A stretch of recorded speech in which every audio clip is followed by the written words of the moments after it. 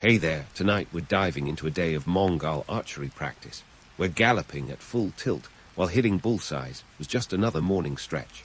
What you're about to discover is how they turned straight as an arrow into a way of life. If these stories help you unwind, I'd love a quick like or subscribe, but only if they're genuinely working for you. I'm curious where in the world you're listening from, so drop your location and local time in the comments. It's amazing seeing our little community span the globe through these historical tales. Now make yourself cozy, maybe adjust your room temperature or get that cup of tea, and let's explore tonight's tale together. You wake up to the sound of horses snoring and the smell of damp leather, a combination that could only mean one thing. It's another day in the life of a Mongol warrior, and that means archery practice. Forget your morning coffee. The adrenaline of preparing for a day of slinging arrows from horseback is the only jolt you need. Before you even think about breakfast, you're reaching for your bow, your most trusted companion, more reliable than any friend at the tavern. Let's talk about that bow. This isn't just any run-of-the-mill wooden stick. It's a composite masterpiece, a feat of engineering crafted from wood, horn, and sinew. Each material adds its own special sauce. Wood for flexibility, horn for compression, and sinew for tension. This combo creates a bow that can shoot an arrow with enough power to pierce armor at 100 yards or more. You know, just another day in the life of a guy who can turn distant targets into pin cushions. And here's a fun fact to impress your friends at your next yurt party. A good bow costs about the same as a horse, which is basically saying it's worth its weight in gold, or at least in the barter economy of the Mongolian steppes. Now, these bows aren't just lying around for anyone to pick up. Crafting one takes months, sometimes even a year. It's not like you can just pop down to the medieval equivalent of a sporting goods store and grab one off the shelf. Each bow is custom-made by artisans who are part warlock, part woodworker. And let's not even start on the arrows. Crafted with the precision of a sushi chef slicing sashimi, they're designed to fly straight and true. You need a steady supply, given that losing a few in a day's practice is as inevitable as a warrior's sore muscles. Speaking of muscles, let's get real for a second. Being a Mongol archer isn't all glory and glam. You're not just hanging around waiting for the next battle to start. Nope, you're pulling on that bowstring all day, every day. It's like CrossFit, but with less lycra and more leather. Drawing a bow with a draw weight of 100 pounds is no joke. Do it enough times, and your arms will be as sculpted as a Greek statue. But don't expect any sympathy from your comrades. This is what you're born to do, and societal expectations are higher than an eagle's flight. If you can't pull your weight, literally, you're not just letting yourself down, you're failing your entire community. And let's not forget the societal stakes. You're not just a warrior, you're part of a mobile society that depends on you to expand territories and protect the tribe. The Mongol Empire didn't become the largest contiguous land empire in history because its warriors spent their days lounging in hammocks. No, you're the backbone of Genghis Khan's dream of world domination, and that means being the best archer you can be. No pressure or anything. Now, let's bust a few myths, shall we? Romantic tales of the Mongols often paint them as invincible warriors who could shoot backwards while galloping at full speed. Sure, it sounds cool, and it's partially true. They did fire arrows while riding, but it was more about strategy and skill than superpowers. The real magic lay in their ability to coordinate massively effective maneuvers, playing psychological games with their enemies. The Mongols knew how to hit where it hurt, using their prowess to outwit foes rather than relying solely on brute strength. As you prepare for the day's practice, you can't help but feel the weight of history on your shoulders. Perhaps that's just the weight of the bow you're carrying. Either way, you step out into the morning light, ready to join your fellow warriors. The air is crisp, the grass underfoot is damp with dew, and the world is yours for the taking, one well-aimed arrow at a time.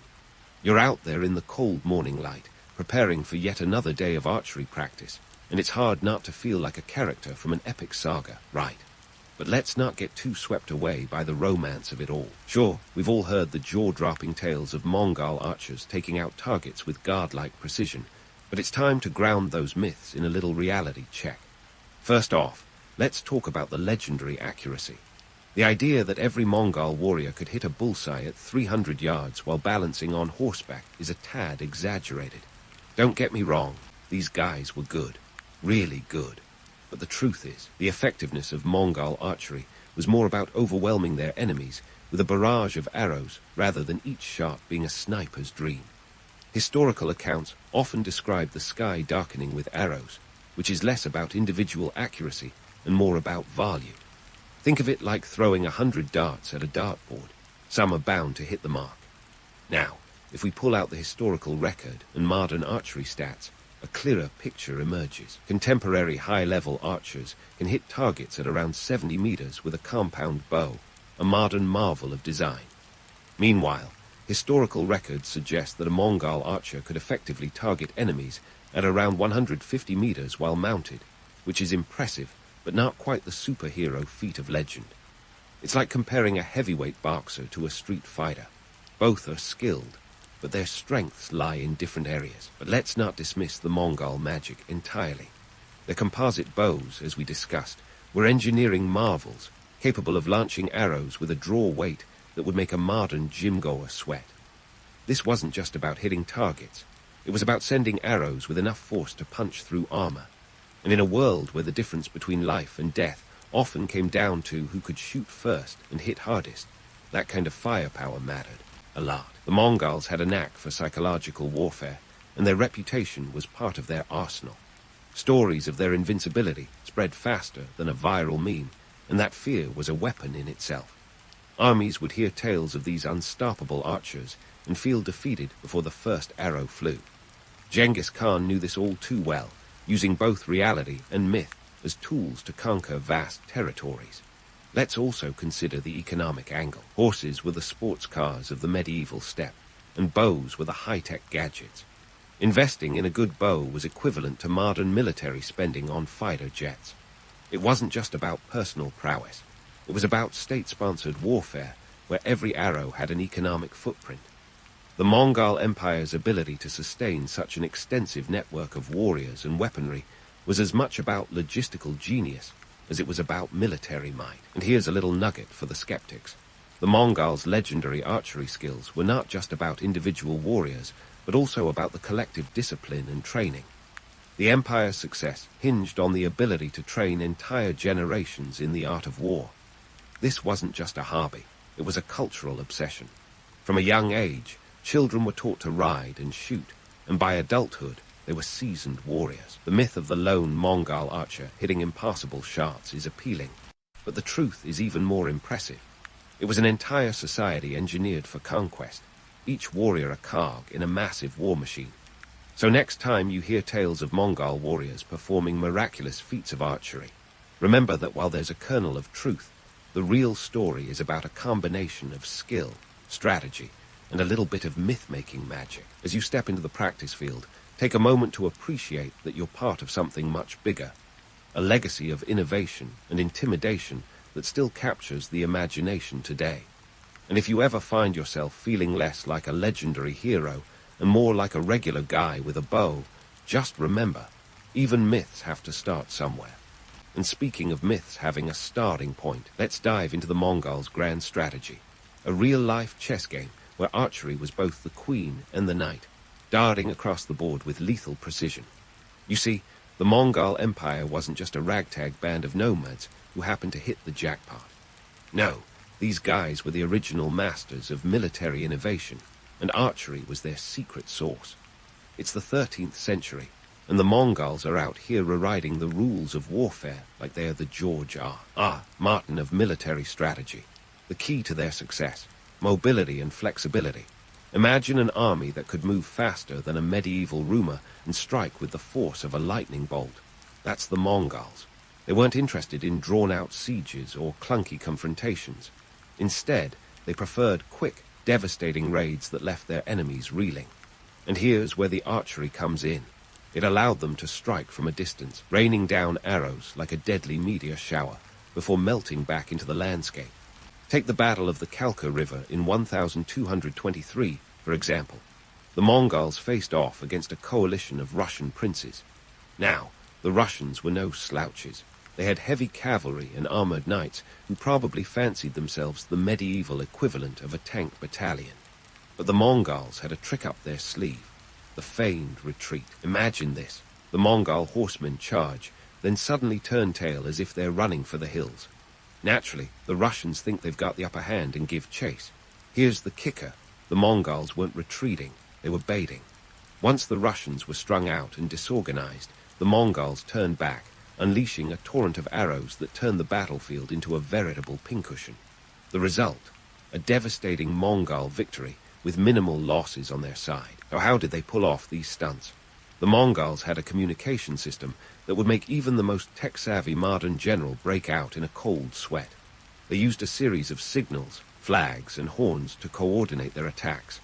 Picture it, a battlefield alive with color and sound, each signal a piece of a deadly dance routine. And let's not forget the psychological warfare.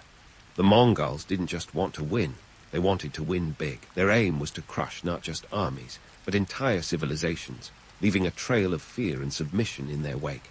And while we're on the topic of fear, let's talk about Genghis Khan, the man who took overachiever to a whole new level. By the time he was done, he'd conquered more territory than any other leader in history. But here's a fun twist. The Mongols weren't just in it for the land. They were also after the goods. Once they had an area under control, they made it part of a vast trade network, ensuring a steady flow of loot, tribute, and crucially information. So while their arrows were flying, they were also laying the groundwork for a medieval information superhighway connecting the corners of their empire. Now, I know what you're thinking. Sure, they were good on horseback, but how did they handle fortified cities? Ah, there's the rub. The Mongols were nothing if not adaptable. They learned quickly that when it came to cities with high walls, brute force wasn't going to cut it. So they got creative. They absorbed siege tactics from the peoples they conquered, turning their army into a one-stop shop for medieval warfare. They brought in engineers from China and Persia to build siege engines, catapults, and even early versions of cannons. Imagine facing an army that could switch from guerrilla tactics to full-on siege warfare at the drop of a hat. It's like showing up for a neighborhood brawl and finding out your opponent brought a tank. While the Mongols were busy rewriting military strategy, they were also reshaping the economic landscape. Their conquests brought a boom in trade across Asia, creating what some historians call the Pax Mongolica, a period of relative peace that allowed commerce to flourish. Think of it as a medieval version of Amazon Prime, but with more horses and fewer delivery drones. Traders, merchants, and travelers moved freely, protected by the Mongols' formidable reputation. And with this came the exchange of ideas, technologies, and even culinary delights. Yes, you can thank the Mongols for helping to spread everything from noodles to gunpowder across continents. But let's not sugarcoat it. The Mongol conquests were as brutal as they were effective. Cities that resisted could expect no mercy, and the tales of Mongol cruelty were as potent a weapon as their archery. Whole populations were sometimes wiped out to serve as warnings to others. Yet in a strange twist of irony, the Mongols were also known for their religious tolerance. They didn't care if you worshipped the sun, the moon, or a particularly charismatic goat, as long as you paid your taxes and didn't revolt. It was a simple, albeit ruthless, business model. Comply and thrive, resist and perish. Now, as we wrap up this section, keep in mind that Mongol military strategy was all about synthesis. They didn't invent new technologies as much as they perfected existing ones. They were pragmatists, not purists, and their genius lay in taking the best ideas from the cultures they encountered and making them their own. So while the romantic image of the lone Mongol archer galloping across the steppe might be appealing, the reality was a complex tapestry of strategy, innovation, and a little bit of good old-fashioned intimidation. So, what's the takeaway here? The Mongols were the ultimate disruptors, a medieval startup that scaled beyond anyone's wildest dreams. And while their archery was legendary, it was just one piece of a larger, terrifyingly effective puzzle. As we move forward in this historical journey, remember that the Mongol Empire wasn't just built on horseback. It was built on a foundation of cunning, adaptability, and a willingness to learn from everyone they encountered. Stay tuned for more, because the Mongol saga is far from over, and there's plenty more myth to bust and reality to reveal. Now, just as we're marveling at the Mongols' talent for turning other people's ideas into their own world-conquering toolkit, it's time to shift our gaze from the battlefield to the home front. Because, let's be honest, archery wasn't just the Mongol equivalent of a military app. It was a cultural operating system running in the background of everyday life. First up, let's talk rites of passage. In Mongol society, picking up a bow wasn't just an extracurricular activity like joining the chess club. No, this was your golden ticket to adulthood. Both boys and girls were handed a bow as soon as they could stand up without teetering over. By the age of 3 or 4, they were already learning to shoot, which puts your toddler's piano lessons to shame. This wasn't just about preparing them for war. It was about instilling a sense of identity, belonging, and let's face it, some killer biceps. And while we're on the topic, let's give a shout-out to the women of the Mongol Empire. These aren't your damsels in distress. They're more like the Amazons of the steppes. Women played a crucial role in maintaining the archery tradition, not just as teachers, but as warriors in their own right. You might think of them as the original multitaskers, managing households, tending to livestock, and picking off enemies from a distance. Take Cuchulain, for instance, a Mongol princess and warrior who famously challenged her suitors to wrestling matches. If they lost, she got to keep their horses. Suffice it to say, she ended up with a pretty impressive stable. But let's not forget the importance of archery in social mobility. In a society where your worth was often measured by your prowess with a bow, being a crack shot could elevate your status faster than a viral TikTok dance. If you were a skilled archer, you didn't just earn bragging rights. You earned respect, opportunities, and crucially, loot. Winning in archery competitions or proving your mettle in battle could propel you from obscurity to a position of influence. Imagine going from zero to hero with nothing but a bowstring and a steady hand. Now, I hear you ask, what about archery as a sport? Well, the Mongols turned it into a spectator's extravaganza. Archery competitions were the medieval version of the Olympics, complete with cheering crowds and, one assumes, a fair amount of trash talk. These events weren't just about hitting targets. They were about showing off speed, accuracy, and endurance. The stakes, glory, honor, and the occasional prize that would make even the most stoic warrior crack a smile. Think of it as the Mongol Empire's Got Talent, where the judges didn't just hold up scorecards, they held up their lives. And let's talk economics for a second, because you know I love a good financial angle. Maintaining a stable of skilled archers was not just a matter of national pride. It was an economic necessity. The Mongol economy was built on the backs of their warriors, and archery was their stock and trade. Training new archers was an investment, just like funding a startup. The cost of bows, arrows, and horses was significant, but the returns were astronomical. Conquered territories yielded wealth, resources, and strategic advantages that kept the empire's coffers full and its enemies at bay. But here's a twist. Archery wasn't just a tool of war or a social ladder.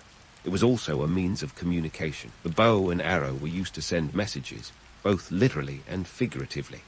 A volley of arrows could signal an attack, a retreat, or a celebration. It was the medieval equivalent of sending a group text, but with more flair and a lot more feathers. So, as you ponder the cultural significance of archery in Mongol society, remember that it was about more than just hitting targets. It was a way of life, a symbol of power, and a language all its own. The next time you see a bow and arrow, think beyond the Robin Hood clichés and consider the Mongol warriors who turned this simple tool into an art form, a currency, and a legacy. As we continue our journey through the Mongol Empire, let's keep unraveling the threads of this rich tapestry, where every arrow tells a story, and every story has an edge sharper than a Mongol arrowhead. Stay tuned, because the saga is far from over, and the best is yet to come. As we unravel the final threads of the Mongol saga, it's time to ponder the lasting impact of those legendary horse archers on history's grand tapestry. After all, the Mongols weren't just a flash in the pan. They were the media that left a crater on the world stage, altering the trajectory of cultures and military practices for centuries to come. So, let's start with the obvious, the sheer efficiency of Mongol warfare. This was a society that turned archery into an art form, and their composite bows were the brushstrokes. When the Mongols galloped across the steppes, their arrows weren't just projectiles. They were the original shock and awe strategy. The psychological impact of an enemy raining down arrows faster than your average medieval postal service delivered bad news was profound. And this wasn't just about medieval dramatics. It was about redefining military tactics. Fast forward to the centuries that followed, and you'll find that Mongol archery set the gold standard for mounted warfare. Cultures across Asia and Europe took notes, and the tradition of cavalry archers became a staple in military arsenals. The Ottoman Empire, for instance, didn't just borrow the Mongol bow and call it a day. They refined it, much like a chef perfecting a dish, creating the Turkish bow, a shorter, even more powerful version suited for both cavalry and foot archers. This evolution wasn't just about tweaking design. It was about adapting a concept to fit new contexts and challenges. But let's not forget the Mongols' less tangible legacy, their knack for psychological warfare. The very idea that an army could be unstoppable simply because everyone believed it to be so was a lesson that outlived the empire itself. In the centuries that followed, military leaders who understood the power of reputation and fear often found themselves at an advantage. It's like the old saying goes, sometimes the pen is mightier than the sword, but in this case, the legend was mightier than the arrow. And speaking of legends, let's talk about the myths. The romantic image of the Mongol warrior, bow in hand, galloping into the sunset, is still very much alive today. Movies, books, and video games have kept this image fresh, even if they occasionally stretch the truth like a Hollywood scriptwriter with a penchant for the dramatic. The appeal of the lone warrior, armed with nothing but skill and a quiver full of arrows, is undeniable. It speaks to a universal love of the underdog story, where cunning and capability trump brute force. Yet, as we know, the reality was more complex. The Mongol Empire was built on more than just horseback archery. It was a mosaic of strategies, logistics, and economic savvy. The myth of the solitary archer is alluring, but the truth is that the Mongols were team players in the game of conquest. They understood that to win, you needed not just skilled archers, but also engineers, diplomats, and traders. That, my friends, is the stuff of real legends. Now, here's a quirky twist. The Mongols also left a culinary legacy. As they expanded their empire, they facilitated the exchange of goods and ideas, including food. The Mongols had a role in spreading noodles westward, eventually inspiring Italian pasta. So next time you twirl spaghetti on your fork, give a nod to the Mongols who helped make it possible. But let's get back to the bows and arrows, because here lies a more sobering truth. While the Mongols' military prowess is often celebrated, it came at a cost. Entire cultures were upended, populations decimated, and cities razed to the ground. The Mongols were a force of nature, and like any natural disaster, they left a path of destruction in their wake. Yet, ironically, they also laid the groundwork for a period of peace and prosperity across much of Asia. The Pax Mongolica allowed for an unprecedented exchange of goods, ideas, and technologies. It was a time when the world felt a little smaller, connected by trade routes that carried everything from silk to spices. And let's not overlook the Mongols' approach to governance. Genghis Khan wasn't just a conqueror, he was an administrator with a vision. He implemented policies that encouraged trade, religious tolerance, and legal reform. His code of laws, the Yasa, was a blend of military discipline and civil governance. This pragmatic approach to ruling, where diversity was embraced rather than suppressed, was as groundbreaking as their military tactics. As we wrap up this historical odyssey, what lessons can we draw from the Mongols' unique approach to warfare and governance? First, adaptability is key. The Mongols were masters at taking what worked and making it better, whether it was in warfare or administration. Second, reputation matters. The Mongols understood that fear and awe could be as potent as any weapon. And finally, the power of innovation. By blending the best of what they encountered, the Mongols created an empire that, while transient, left a lasting imprint on history. In the end, the Mongol legacy is a study in contrasts, destruction and creation, myth and reality, isolation and connection. Their story is a reminder that history is not just a series of dates and events, but a complex web of human experiences. So the next time you see a bow and arrow, think of the Mongols not just as warriors, but as the architects of a world that was both broken and bound together by their arrows. And remember, sometimes the most enduring legends are those that blend the sharp edge of truth with the soft sheen of myth. In the chaos of ancient Athens, where democracy was as freshly baked as a loaf of barley bread, politics wasn't a genteel discussion over olives and wine. It was more like a full-contact sport, complete with strategic alliances, backstabbing friends, and the occasional exile. If you thought your local town hall meeting was a circus, then buckle up, because Athens circa 508 BC makes it look like a leisurely game of checkers. Enter Cleisthenes, the so-called father of democracy, though it's safe to say he probably never got a mug with that title. Cleisthenes wasn't just pulling rabbits out of hats. He was trying to juggle a political minefield that would make Game of Thrones look like a family picnic, minus the dragons.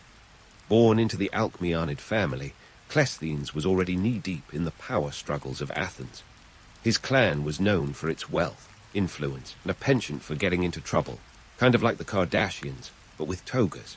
Before Cleisthenes could even think about handing out voting rights like candy, Athens was a mess. The city-state was ruled by a patchwork of aristocratic families who loved power more than a Spartan loved his spear. These families, known as the Eupatridae, had their grip on political power tighter than a miser's hold on a penny. The social structure resembled a pyramid scheme, where only the top echelon, the aristocrats, had any real say. Everyone else, they were pretty much just along for the ride, with no chance of grabbing the wheel. In the midst of this hierarchical mess, Athens was also dealing with external threats that could make even the bravest hoplite sweat under his bronze helmet. Persia was looming large and ominous on the eastern horizon, ready to swoop in like a hawk on a rabbit. Athens needed unity and strength, not the political equivalent of a food fight. Cleisthenes saw an opportunity in this chaos. He had the wild idea that maybe, just maybe, power should rest with the people. Well, not all the people. Let's not get too crazy. We're talking about male citizens here because, you know, patriarchy. Women, slaves, and foreigners need not apply. Still, it was revolutionary for its time, a radical shift from centuries of aristocratic rule. To get this democratic experiment off the ground, Cleisthenes had to navigate some serious political waters. Picture him as a chess master, plotting moves several steps ahead, but with real lives at stake. He needed a plan to dismantle the existing power structures without getting himself exiled or worse. The solution was a masterstroke of political engineering, the reorganization of the Athenian citizens into 10 tribes based on their location rather than family ties. This was like taking a blender to the aristocratic smoothie, effectively diluting their influence. Each of the 10 tribes was a melting pot of different regions and classes, a deliberate mix to prevent any single group from grabbing too much power. Think of it as the world's first gerrymandering, but with a noble purpose. Cleisthenes wanted these tribes to form the backbone of a new political system where citizens could have a say in their government. This was the birth of the Council of 500, a body that would propose laws and run the daily affairs of Athens. Members were selected by lot, a kind of political lottery that made sure everyone had a shot at participating, provided you were a free male citizen over the age of 30. But like any good drama, there were obstacles. Not everyone was thrilled with Cleisthenes' plans. Isagoras, another political heavyweight, tried to pull the rug out from under Cleisthenes by enlisting the help of Sparta, Athens' frenemy. It was a classic case of my enemy's enemy is my friend. With Spartan support, Isagoras attempted to dismantle Cleisthenes' reforms and grab power for himself. However, the common people, who were getting a taste of political agency for the first time, weren't having any of it. They rose up in what was essentially an ancient Athenian version of a flash mob, forcing Isagoras and his Spartan allies to retreat. Cleisthenes returned to a hero's welcome, and with the backing of the people, he cemented his reforms. It was a turning point not just for Athens, but for the concept of governance worldwide. The notion that ordinary citizens could have a say in how their city was run was as radical as swapping a chariot for a spaceship. The appeal of this story is undeniable. A man with a vision, the underdog triumphing against the odds, the little guy finally getting his day in court, or the agora as it were. But let's not gloss over the harsh realities. This was no utopia. Participation in this democracy was limited, exclusionary by today's standards. Only free men could vote, and even then it was often the wealthier citizens who had the time and resources to engage in politics. Despite these limitations, Cleisthenes' reforms laid the groundwork for what we now recognize as a democratic system. It was messy, imperfect, and fraught with challenges, but it planted the seed for future generations to expand upon. Democracy was born in the crucible of Athenian politics, not as a polished philosophy, but as a necessary adaptation for the tumultuous realities of the time. And while Cleisthenes might not have seen himself as a revolutionary, he's forever etched in history as the man who dared to give power to the people, some of them at least. So, Cleisthenes might have been the guy tossing the first democratic salad, but the Athenian political feast was just getting started. Let's get into the meat and potatoes, or perhaps olives and feta, of how this ancient democracy actually functioned day to day. And trust me, it was as much about logistics as it was about lofty ideals. First up, let's talk sortition. If you're imagining a group of wise old men thoughtfully selecting leaders, think again. The Athenians, in their infinite wisdom, decided that the best way to avoid corruption was to leave political appointments up to sheer luck.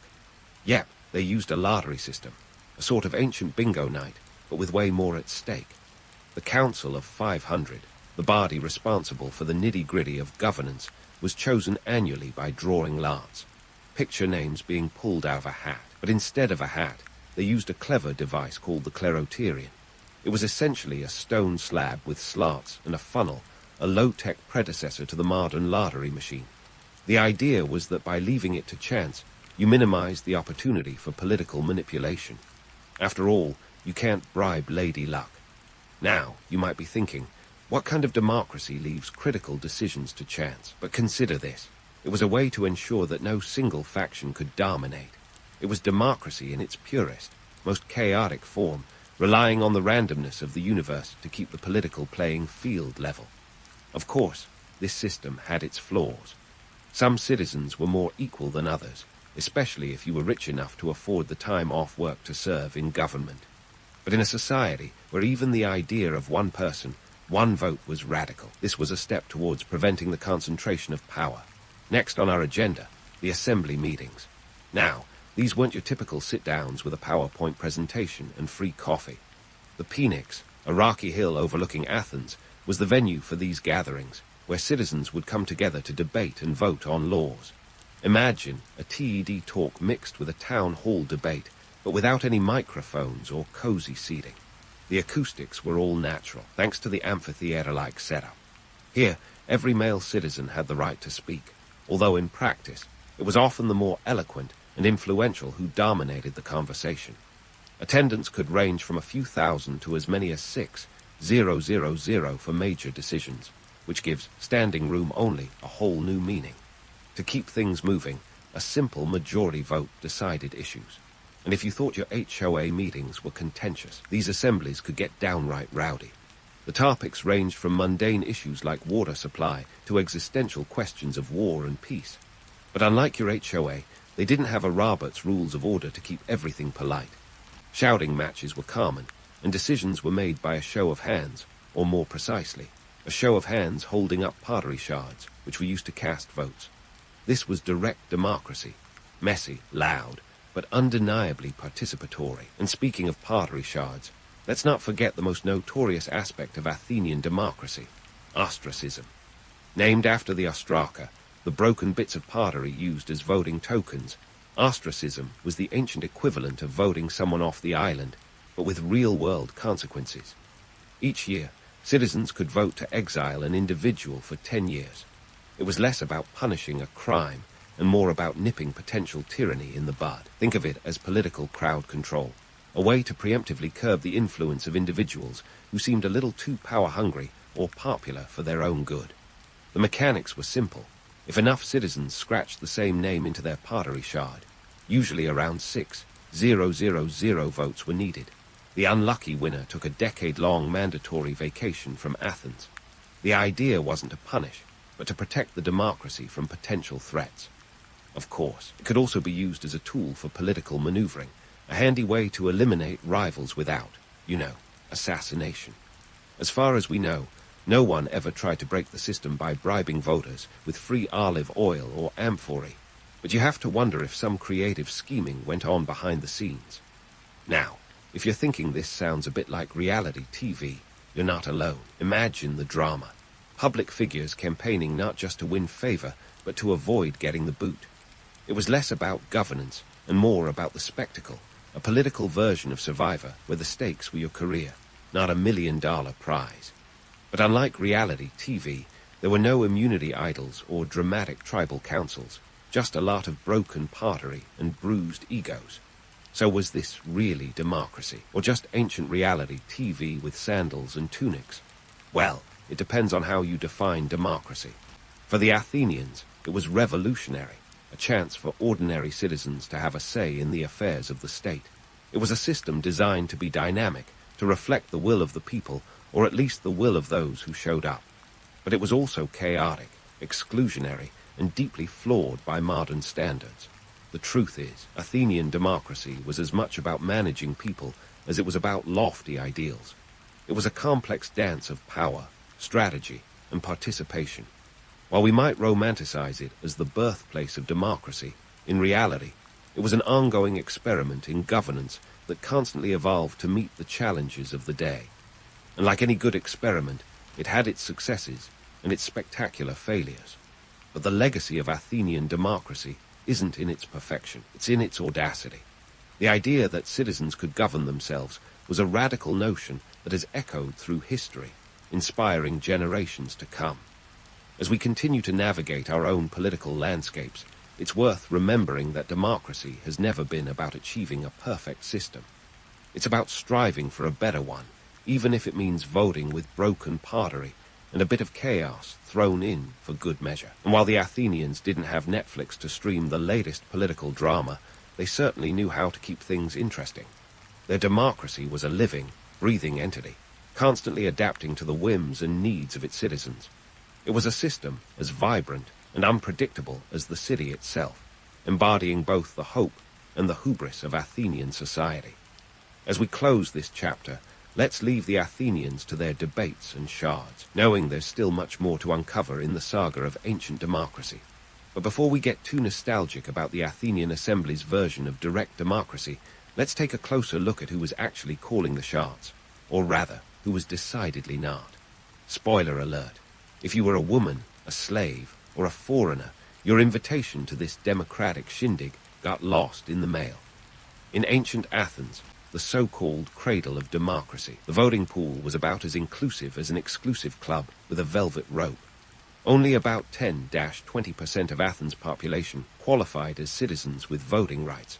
To put it in today's terms, imagine hosting a party for 100 people, but only letting in 20, and those 20 all happen to be the guys from your local fantasy football league. The rest, well, they're stuck outside, peering in through the windows, and no amount of dressing up is going to get them past the bouncer. Let's start with the women of Athens. These ladies were as integral to society as the Parthenon is to the Athenian skyline, yet they had about as much political power as a statue of Athena. Women weren't just discouraged from participating in politics, they were outright banned. Their primary domain was the oikos, or household, where they managed domestic affairs and supervised slaves. Think of them as the CEOs of their homes, though without the golden parachutes or stock options. They could influence men behind closed doors, sure, but publicly. They were as voiceless as the marble statues that adorned the city. Then there were the slaves, who made up a significant chunk of the Athenian population. Historians estimate that slaves accounted for about a third of Athens' inhabitants. These individuals were the unsung heroes, or perhaps the unacknowledged labor force, behind Athenian prosperity. They worked in households, mines, and workshops, performing the kind of back-breaking labor that kept the economy chugging along while the citizens debated lofty ideals on the Phoenix. Yet, when it came to having a say in how society was run, they were as disenfranchised as a rock. And let's not forget the medics, or resident foreigners, who were as integral to Athens' economic engine as the olives and pottery it exported. These were the traders, the artisans, the people who brought a touch of international flair to the city. They were expected to pay taxes and even serve in the military, yet when it came to voting, they were about as welcome as a Trojan horse. Their contributions to the city's wealth were undeniable but political rights. Those were reserved for the native-born sons of Athens. So, was Athenian democracy really the birthplace of modern politics, or more like a high school clique where only a select few got to sit at the cool kids' table? It's a bit of both. On one hand, the notion of citizens having a say in governance was groundbreaking. On the other, the narrow definition of citizen left a lot to be desired. Now, let's talk money. the oil that greased the wheels of Athenian democracy. The economy was the bedrock upon which this political experiment was built, and it was a curious blend of agriculture, trade, and tribute. Athens relied heavily on its silver mines in Laurium, a site that was as crucial to its wealth as Silicon Valley is to today's tech industry. The mines were worked by slaves who extracted silver that funded everything from grand building projects to naval supremacy. The Athenian economy was also buoyed by its role as a trade hub. Positioned strategically in the Mediterranean, Athens became a bustling marketplace where goods flowed in from as far afield as Egypt and the Black Sea. This trade brought prosperity, but it also meant that while some Athenians were busy philosophizing on the nature of existence, others were knee-deep in the nitty-gritty of commerce. And then there was the Delian League, which Athens led with a mix of diplomacy and arm-twisting that would make a modern politician blush. Officially, it was a mutual defense pact against Persia, but unofficially, it was more of an Athenian empire in all but name. Member states paid tribute to Athens, which in turn used these funds to bolster its navy and beautify the city. Think of it as a protection racket with better PR. This economic landscape created a society where some could afford to dabble in politics and philosophy, while others were too busy keeping the economic cogs turning. It's no wonder that some of the greatest minds of the time, Socrates, Plato, and Aristotle, emerged from this milieu. When you're not tied down by the daily grind, there's plenty of time to ponder the mysteries of life and the universe. But let's not get too starry-eyed about this philosophical renaissance. For every thinker lounging in the agora, there were countless others slogging away to keep Athens afloat. The very fabric of Athenian democracy was woven with threads of inequality, an irony that would have been lost on those who benefited most from it. As we wrap up this segment, it's clear that Athenian democracy was a complex, multifaceted beast. It was as much about who was in as who was out, and the economic realities that sustained it were both its strength and its Achilles heel. While it's easy to romanticize Athens as the birthplace of democracy, the truth is far more nuanced. It was an imperfect system, shaped by its time and its limitations, yet it set the stage for future generations to redefine what democracy could be. So hold onto your amphorae, folks, because there's more to uncover in the saga of this ancient political experiment. Now, let's dive into the intellectual powerhouse that was Athens. While some Athenians were busy building a democratic system that was as inclusive as a VIP nightclub, others were busy contemplating life's great mysteries. Enter Socrates, Plato, and Aristotle, the original think tank of Western philosophy. First up, Socrates, the man who could turn a simple question into an existential crisis. Born around 470 BC, Socrates wasn't your typical philosopher lounging in the agora like a sunbathing lizard. He was more like a gadfly, buzzing around Athens, questioning everything and everyone. His method, the Socratic dialogue, a conversational technique designed to expose contradictions in one's thoughts. It was as effective as it was annoying, kind of like that friend who constantly asks, "But why?" until you're rethinking your entire existence.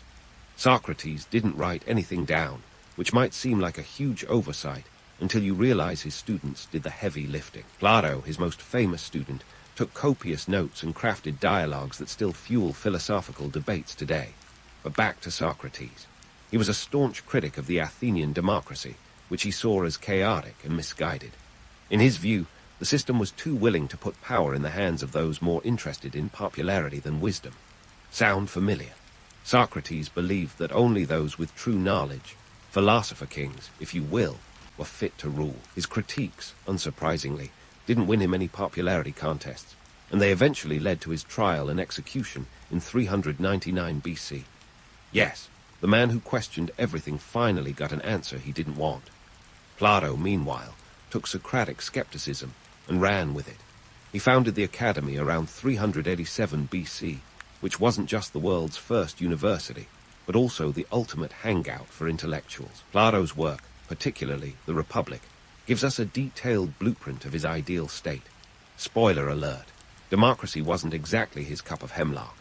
Plato saw democracy as a slippery slope to tyranny, where the uninformed masses could easily be swayed by charismatic leaders.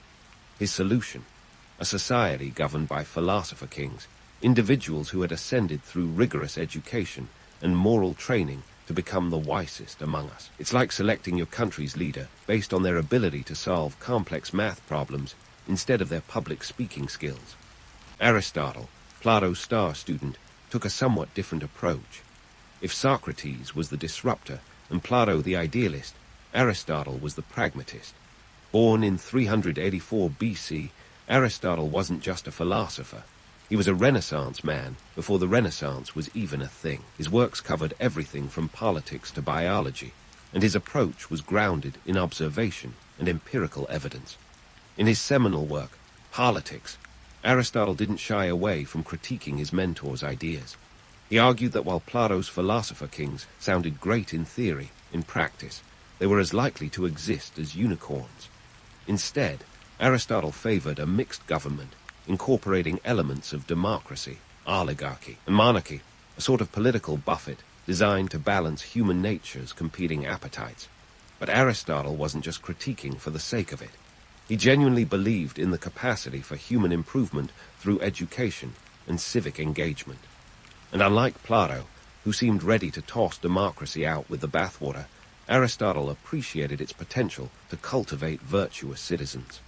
In his view, a good political system should help its citizens lead virtuous lives, and that could mean a bit of trial and error along the way. While Socrates, Plato, and Aristotle had their disagreements, they shared a commitment to scrutinizing the world around them, a legacy that continues to influence modern governance. Their critiques resonate today, echoing in debates about education, leadership, and the role of government. It's a reminder that while the Athenian democracy was a pioneering effort, it wasn't without its critics, even among those who benefited from its freedoms. Now, let's not get too swept away by the romance of these philosophical titans. Their world was one of contrasts, where lofty ideals rubbed elbows with stark realities.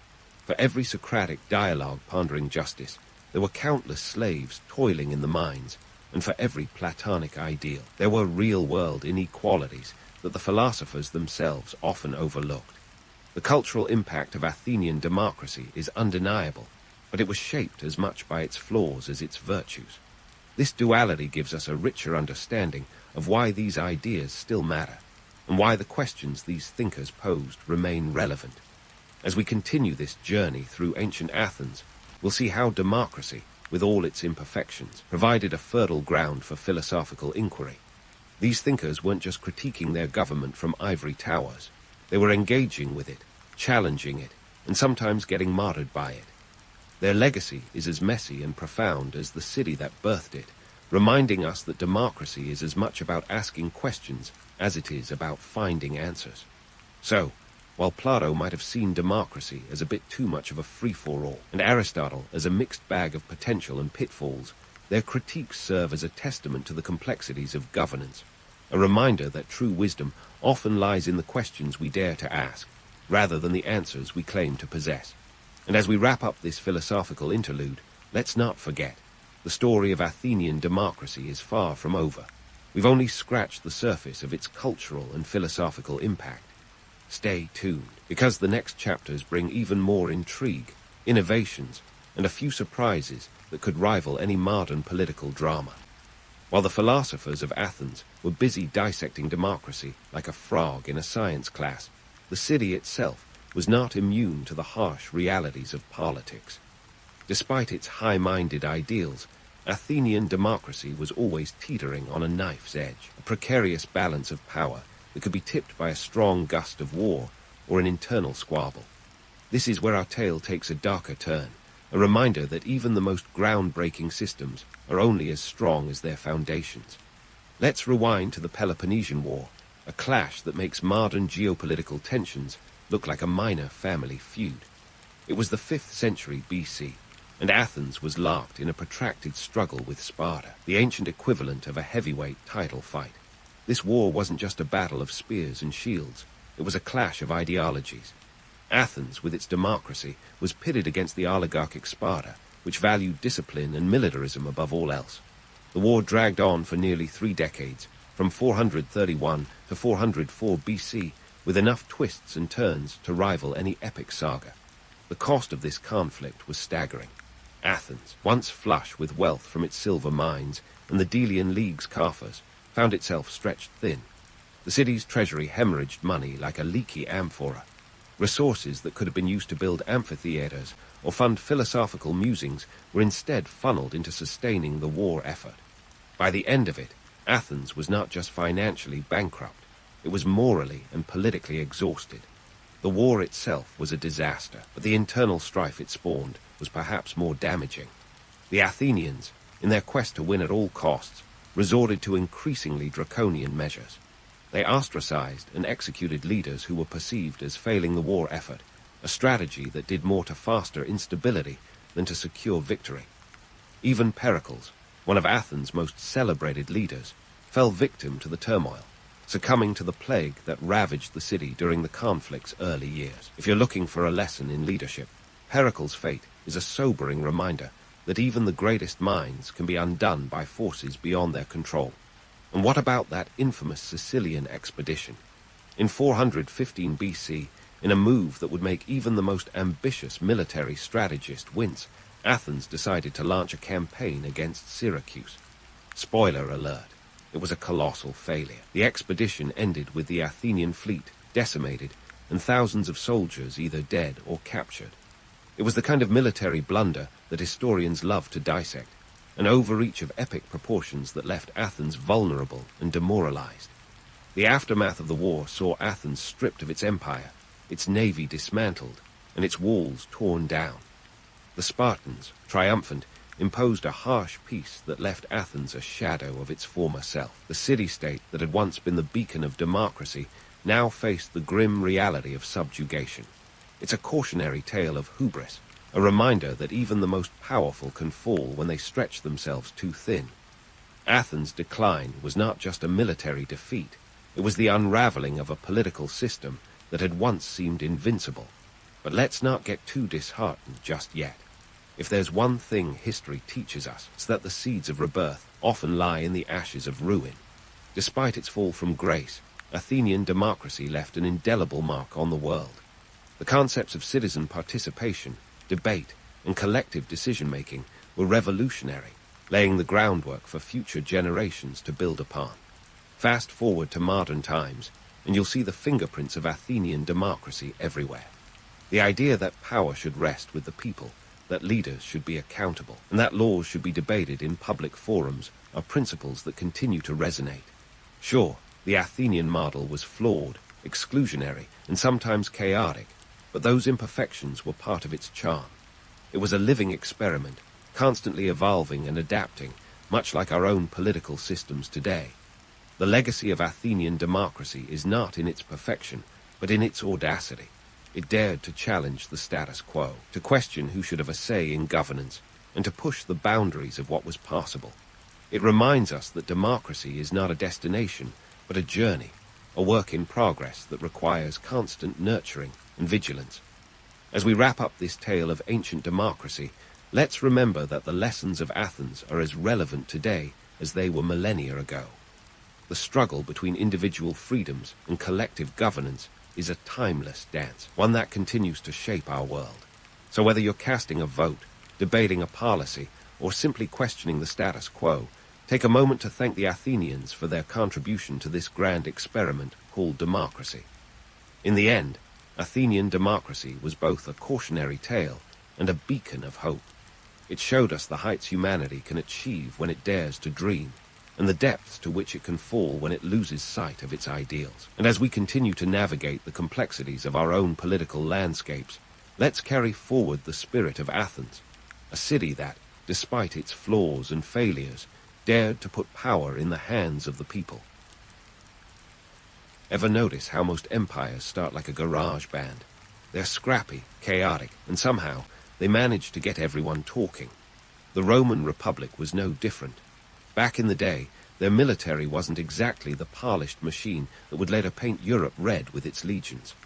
Nope, they were more like your local neighborhood watch, only with more pointy sticks and fewer suspicious glances at the guy next door. We're diving into the early Roman military, a time when being a soldier meant you were a part-time warrior, part-time farmer. Picture this. You're a Roman citizen in the 4th century BCE.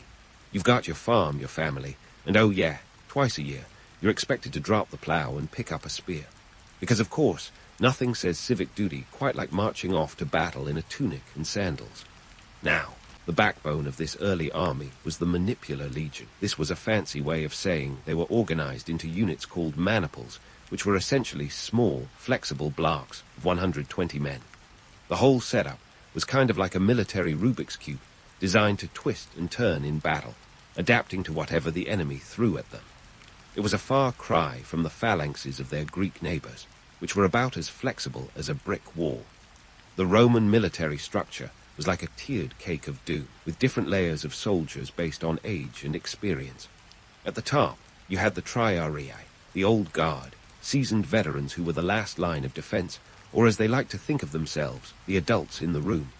Then there were the principes, the more experienced soldiers in their prime, followed by the hastati, the younger, less experienced troops. And finally, the velites, the bottom of the barrel, armed with javelins and not much else. Being a velite was like being the intern at a tech startup, plenty of grunt work, little glory, and the constant threat of being thrown under the bus, or in this case, a chariot. Conscription in the Roman Republic was less of a join if you want, and more of a join or else kind of deal. Citizens were expected to serve, and service was both an honor and a duty. But here's the kicker. You had to provide your own gear. That's right. If you were going to get skewered on the battlefield, it was on your dime. The richer you were, the better equipped you could be, which meant the well-heeled got to march into battle with metallic bling, while the poorer citizens had to make do with whatever they could scrounge up. Now, let's talk about the velites a bit more because their story is one for the ages. These were the light infantry, the skirmishers who went in first to harass and disrupt the enemy's formations. They were the Roman army's equivalent of cannon fodder. Velites wore wolf skins, which might have seemed cool, but let's not kid ourselves. It was probably more about intimidation than fashion. Armed with a small shield and a handful of javelins, they were supposed to dart in and out, throwing spears and hoping not to get crushed by an angry elephant or a beefy Gaul. The whole citizen soldier setup was part of what made the Roman army so unique. It was a militia in the truest sense, a people's army. The idea was that every soldier had skin in the game because they were defending their homes, their farms, their families. This was no mercenary band. It was a collective of men who had a real stake in the land they were fighting for. And when they marched, it wasn't just for glory. It was for the survival of Rome itself. But of course, like any good story, the reality was far less rosy than the myth. The romance of citizens uniting under a banner is all well and good until you're knee-deep in mud in an Italian winter, trying not to catch a spear with your face. The truth was, the life of a Roman soldier in the Republic was grueling, fraught with peril, and often thankless. The pay, meager. The conditions, brutal. The glory, only if you survived to tell the tale. Yet, despite all this, the Roman military machine kept churning, slowly evolving, learning from each skirmish and encounter. The Manipular Legion was a step up from the chaotic warbands of their early days, paving the way for the professional legions of the later empire. And while no one wanted to be a velite, and few relished the thought of conscription, there was a method to the madness. It was a system that forged an army out of necessity, birthed from the need to survive in a world that was less civilized tea parties and more constant invasion threats. So, as the Roman Republic trudged through its early days, battling neighbors and expanding its reach, it laid down the groundwork for what would become a military juggernaut. It was a rocky start, a mix of ingenuity and desperation, but it was also the beginning of something much larger, a relentless force that would soon stand at the pinnacle of the ancient world, ready to shape history with every march and maneuver. As the Roman Republic plodded along, each thud of the soldier's sandal on dusty roads wasn't just a march to war. It was the rhythmic pulse of an empire learning to walk before it could run. Let's face it, the Roman army wasn't just a fighting force. It was a colossal economic engine, with gears greased by blood and coin. So, if you ever thought war was all about glory and guts, think again. This stuff was as much about supply chains and spreadsheets, minus the Excel. Now, let's talk business. War was expensive. Could bankrupt the city expensive. The Roman state had to cough up serious cash to keep soldiers fed, armed, and ready to conquer. In fact, by the time we hit the late Republic, military expenses were devouring over half of Rome's annual budget. Imagine a pie chart where the swords and sandals slice takes up more than half the pie. That's a lot of dough, my friends. And who footed the bill? The taxpayers, of course. You could say Rome was the original pay-to-play empire. But here's the kicker.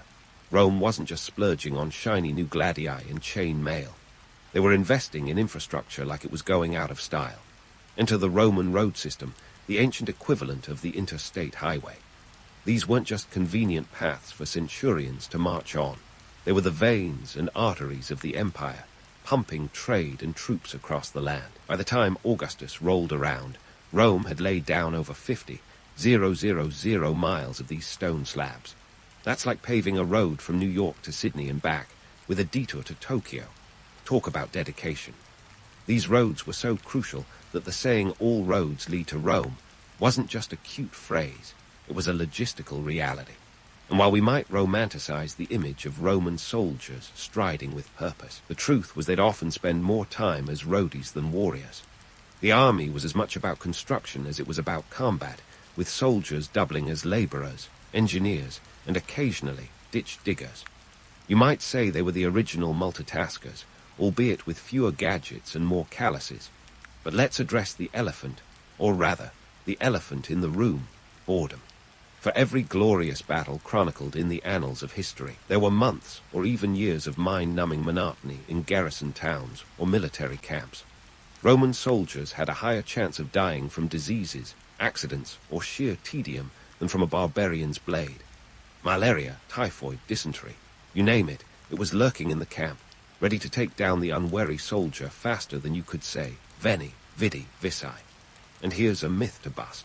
The Roman military wasn't all about glorious conquest. It was also a political tool, wielded by ambitious generals like Marius and Sulla, who saw in it the potential to carve out personal empires. Gaius Marius, for one, was a reformer extraordinaire, not just the man who made the toga look good. Around 107 BCE, he restructured the Roman army, transforming it from a part-time gig for landowners into Rome's first professional standing army. This was a game-changer, folks. Marius opened the ranks to the capite censi, the headcount, or those without property, essentially democratizing the military. And guess what? These new recruits weren't just fighting for the love of Rome. They were in it for the paycheck and the promise of land, war as a career. Now, that's a modern twist. Marius' reforms were as much about politics as they were about practicality. The Senate might have grumbled, but they couldn't deny the effectiveness of a professional army. Having soldiers who ate, slept, and breathed battle was a far cry from the part-time farmers of yore.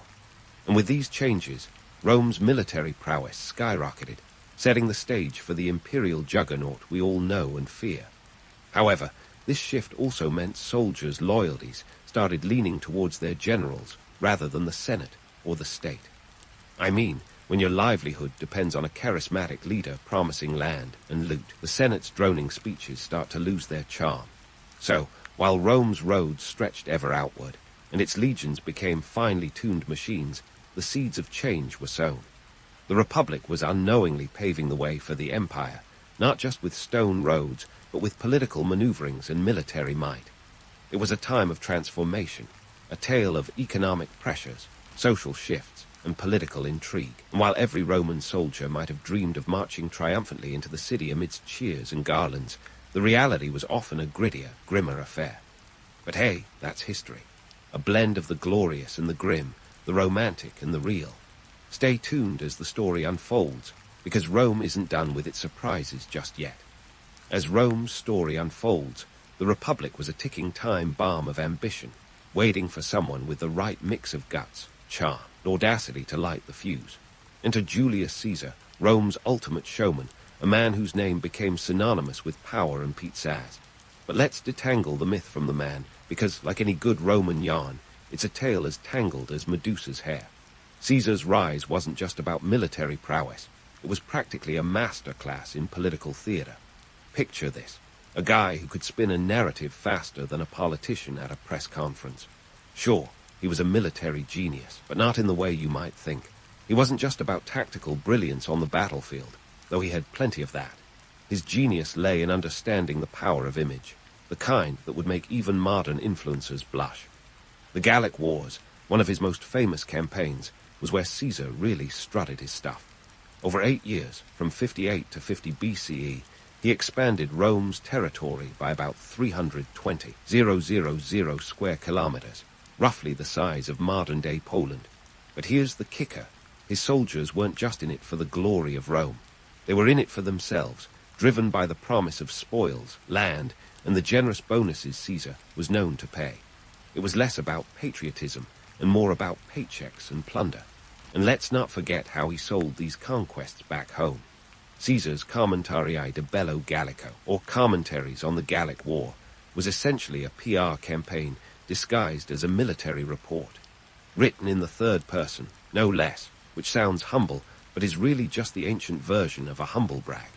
Caesar painted himself as Rome's hero, the protagonist in an epic saga that conveniently sidelined the brutal realities of war. But what about the economic impact? Oh boy, did Caesar's escapades leave a mark. His conquests brought immense wealth into Rome, but it was a double-edged sword.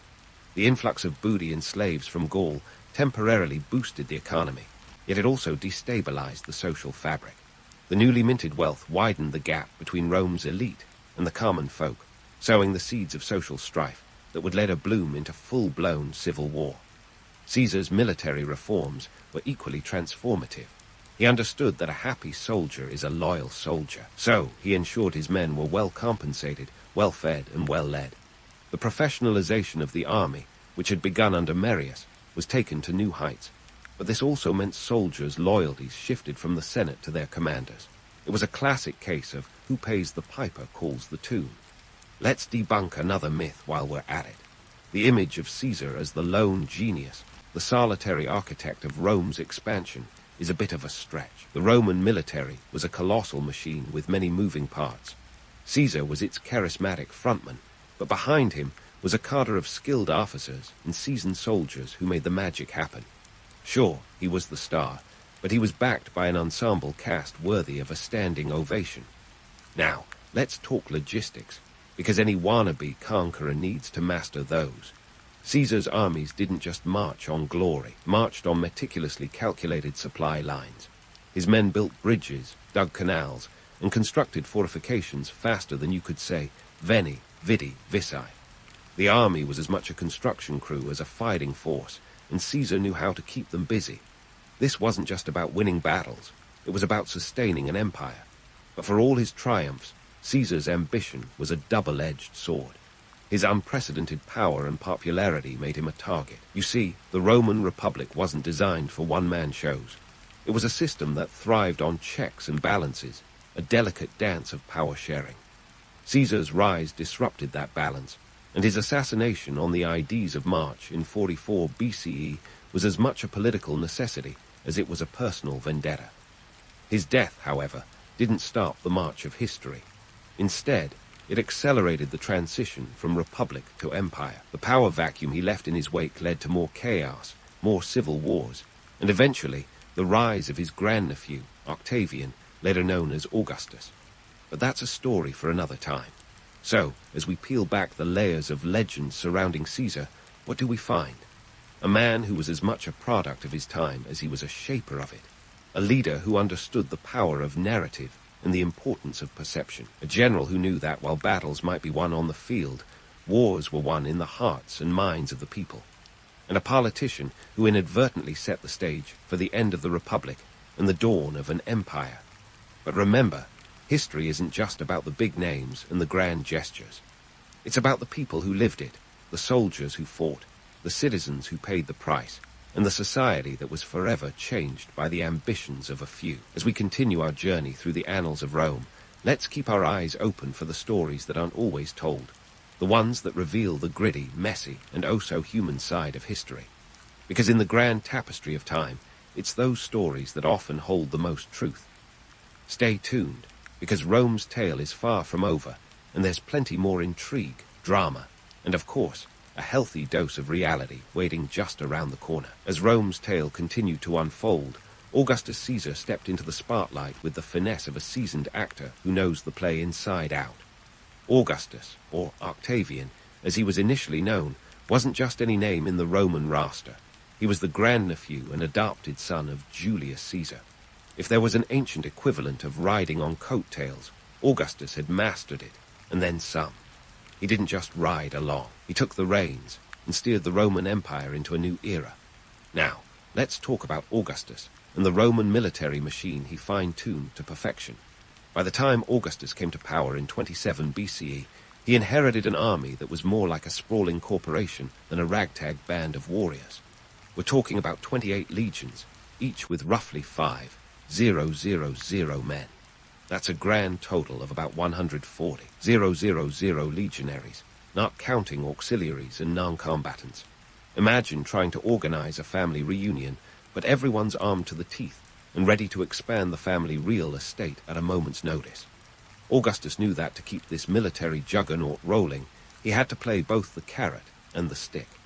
On one hand, he offered his soldiers land, citizenship, and a stable salary, something like 900 sestertii a year, which was enough to keep a Roman soldier in sandals and a decent toga. On the other hand, he demanded absolute loyalty. Augustus was a master of the loyalty program long before credit cards made it cool. His soldiers weren't just fighting for Rome. They were fighting for the man who held their fortunes in his hands. And then came the Praetorian Guard, Augustus' personal brainchild, and possibly his shrewdest military move. This elite unit was like the Secret Service, the Queen's Guard, and a rock star's entourage all rolled into one. Established around 27 BCE, the Praetorian Guard started with about 9,000 men, divided into 9 cohorts. These guys were the creme de la creme, handpicked for their loyalty and skill. They weren't just guarding the emperor, they were guarding the stability of Rome itself. The guard was paid handsomely, about 3 times the salary of a regular legionary, and they had the cushiest gig in the empire, protecting Augustus and keeping an eye on potential troublemakers in Rome. But let's not romanticize them too much. The Praetorians weren't just bodyguards, they were kingmakers. Over the centuries, they become notorious for their behind-the-scenes power plays, making and breaking emperors like a ruthless board of directors. In the Roman Empire's soap opera, the Praetorian Guard had a recurring role, and they weren't afraid to steal the show. As for the legions themselves, let's debunk the Hollywood myth of Romans spending all their time in pitched battles against rebellious tribes or marching triumphantly into conquered cities. Sure, those moments happened, but they were the highlights, not the day-to-day. The reality of a Roman soldier's life was more like a never-ending episode of Extreme Makeover, Empire Edition. These guys built roads, aqueducts, forts, and walls, anything to extend the reach of Rome and keep the empire ticking. Think of them as ancient civil engineers with swords. Take the construction of Hadrian's Wall, for example. Built under Emperor Hadrian around 122 CE, this feat of engineering stretched 73 miles across northern England. It was less about keeping out the Picts, though that was a bonus, and more about asserting Roman power and control over the landscape. Soldiers stationed along the wall would spend their days maintaining the structure, patrolling the borders, and trying to stay warm in the damp British climate.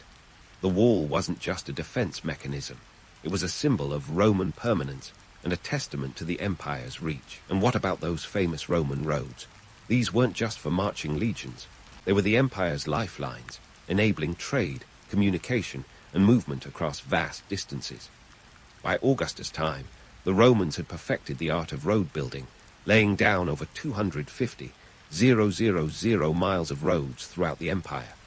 That's like building a highway system from New York to Los Angeles, 10 times over. These roads were so well constructed that some are still used today, albeit with fewer chariots and more bicycles.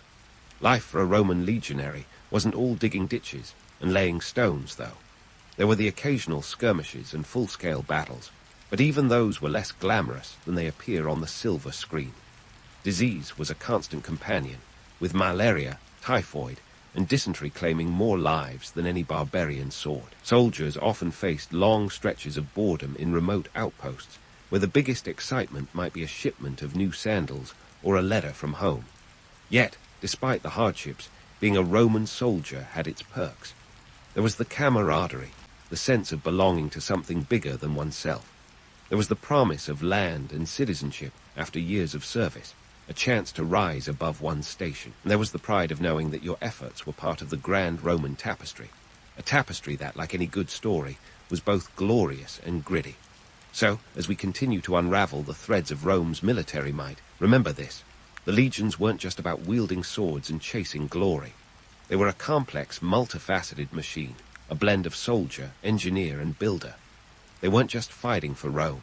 They were building it, stone by stone, mile by mile, in a relentless march towards an ever-expanding horizon. And as Augustus skillfully orchestrated this military symphony, he set the stage for an empire that would stand as a testament to both human ambition and ingenuity. Stay tuned, because the Roman saga is far from over, and there's plenty more intrigue to unearth as we delve deeper into the corridors of history. As the Roman military machine thundered through history, it seemed invincible, didn't it? But like all machines, it eventually sputtered and ground to a halt. Imagine the empire as a colossal clockwork, ticking majestically until rust set in and gears started slipping. Let's unravel this tale of decline, where barbarian invasions were less the cause and more the proverbial straw that broke the camel's back.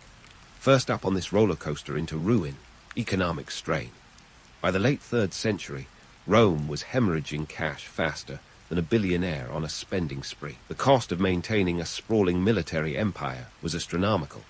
We're talking about a payroll for hundreds of thousands of soldiers, plus the extensive logistics network needed to keep them fed and equipped.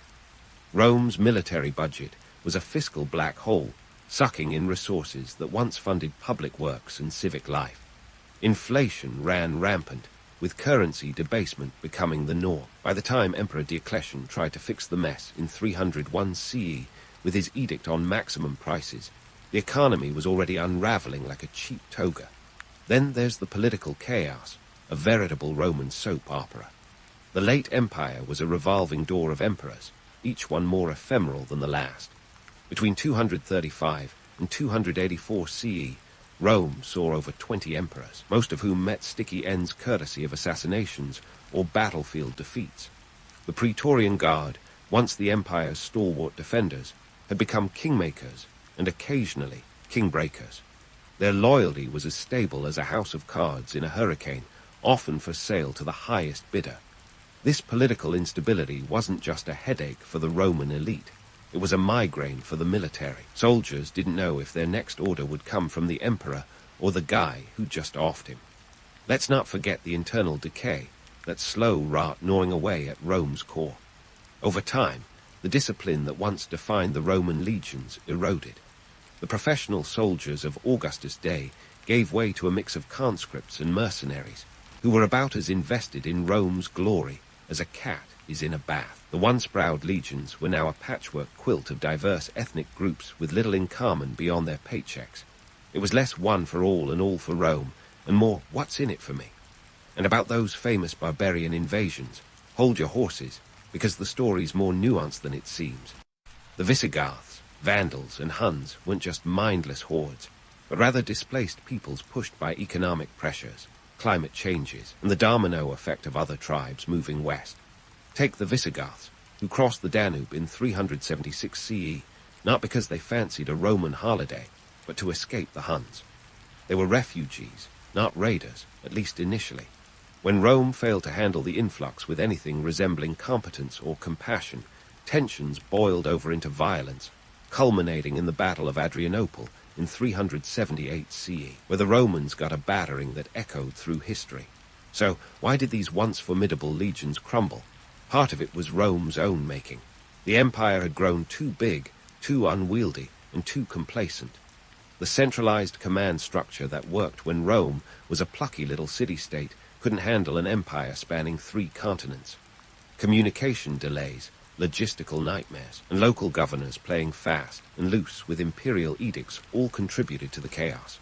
Rome's decline was like watching a Jenga tower teeter, piece by piece, until it collapsed in a heap of splinters and regret.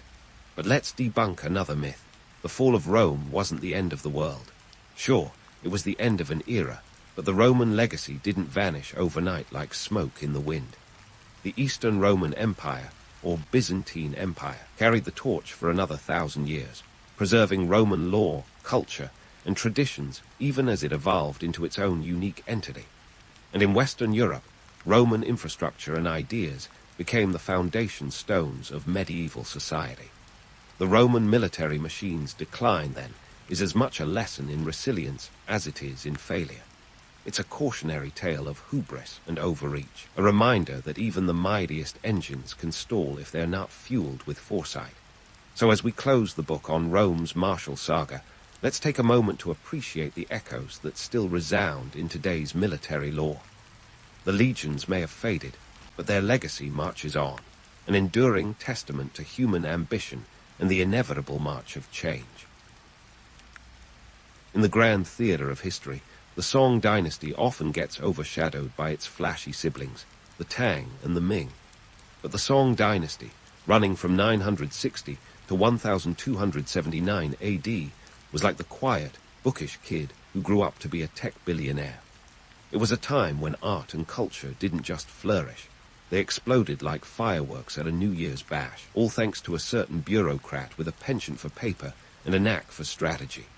Enter Zhao Quanjian, a name that might not roll off the tongue, but should definitely be on the tip of it. This guy wasn't born with a silver spoon or a dragon throne. No, Zhao Quanjian climbed his way up from the trenches of bureaucracy, armed with nothing but brains and a keen eye for opportunity. In 960 AD, he pulled off a coup so smooth could have been scripted by Machiavelli himself. Except Machiavelli wouldn't be born for another 5 centuries. Zhao was a military general who, in a move worthy of a Netflix political thriller, took advantage of a poorly timed bit of rebellion to declare himself Emperor Tezu, founder of the Song dynasty. His coup was less Game of Thrones and more House of Cards, with power plays and strategic alliances doing the heavy lifting. Now, Emperor Tezu wasn't just about expanding his collection of silk robes. He had a vision, a society where brains mattered more than brawn.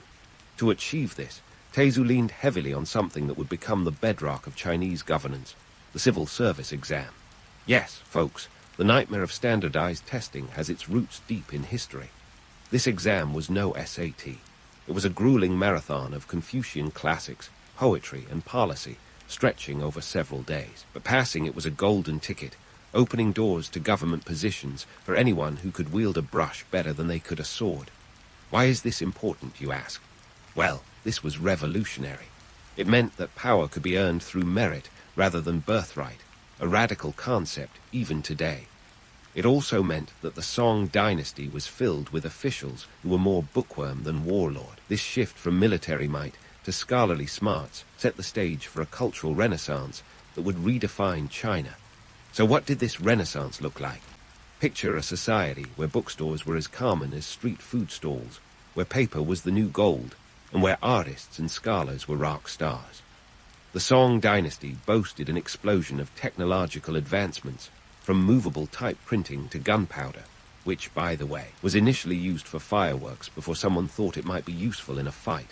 This was an era when landscape painting became a national obsession, and poetry was practically a second language. But let's not romanticize too much. The civil service exam, while groundbreaking, wasn't exactly a fairy tale. It was a high-stakes, high-pressure affair that could make or break a family's fortune. And while it opened doors, it also reinforced a rigid social hierarchy where those without the means to study were left in the dust. The exam was a double-edged sword, one that could elevate you to the heights of power or leave you languishing in obscurity. As the Song dynasty chugged along, it faced its share of challenges. The political landscape was a minefield, with external threats from the Khitan, Jurchen, and later, the Mongols, knocking at the gates. Internally, the court was a hotbed of intrigue, with ministers and eunuchs playing their own games of thrones. Despite these hurdles, or perhaps because of them, the Song dynasty's commitment to culture and innovation never wavered. In the end, the Song dynasty was a glorious contradiction, a time of peace and prosperity sandwiched between periods of conflict and chaos.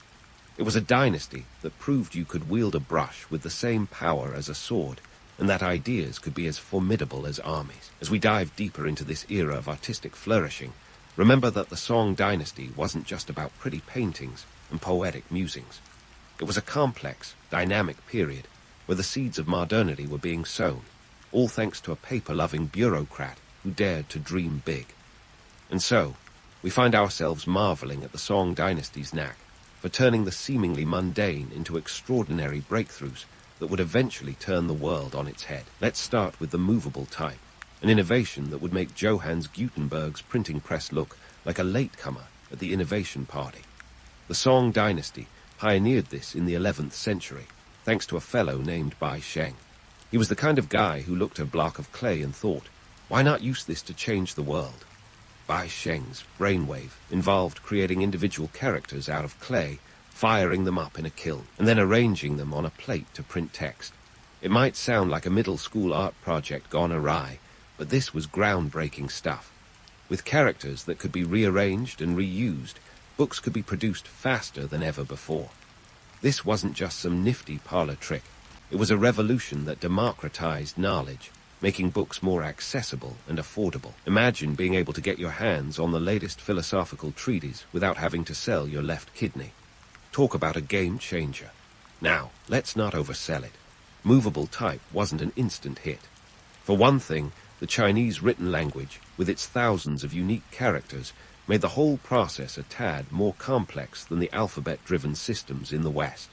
It was no Kindle, but it laid the groundwork for the information revolution centuries before the digital age.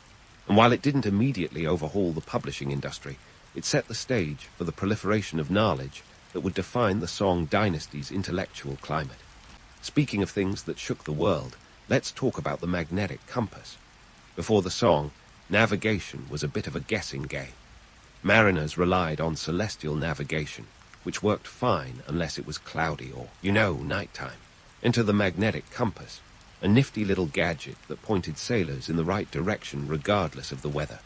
This wasn't just a toy for explorers. It was a tool that would transform trade routes and open up new frontiers. By the 11th century, the Chinese were using compasses for navigation on the high seas, and the world got a whole lot smaller. Suddenly, you didn't have to hug the coastline like a nervous driver on a foggy road. This tech allowed ships to venture into open waters, paving the way for global trade long before the age of exploration made it fashionable. The compass was, quite literally, the needle that threaded the world together.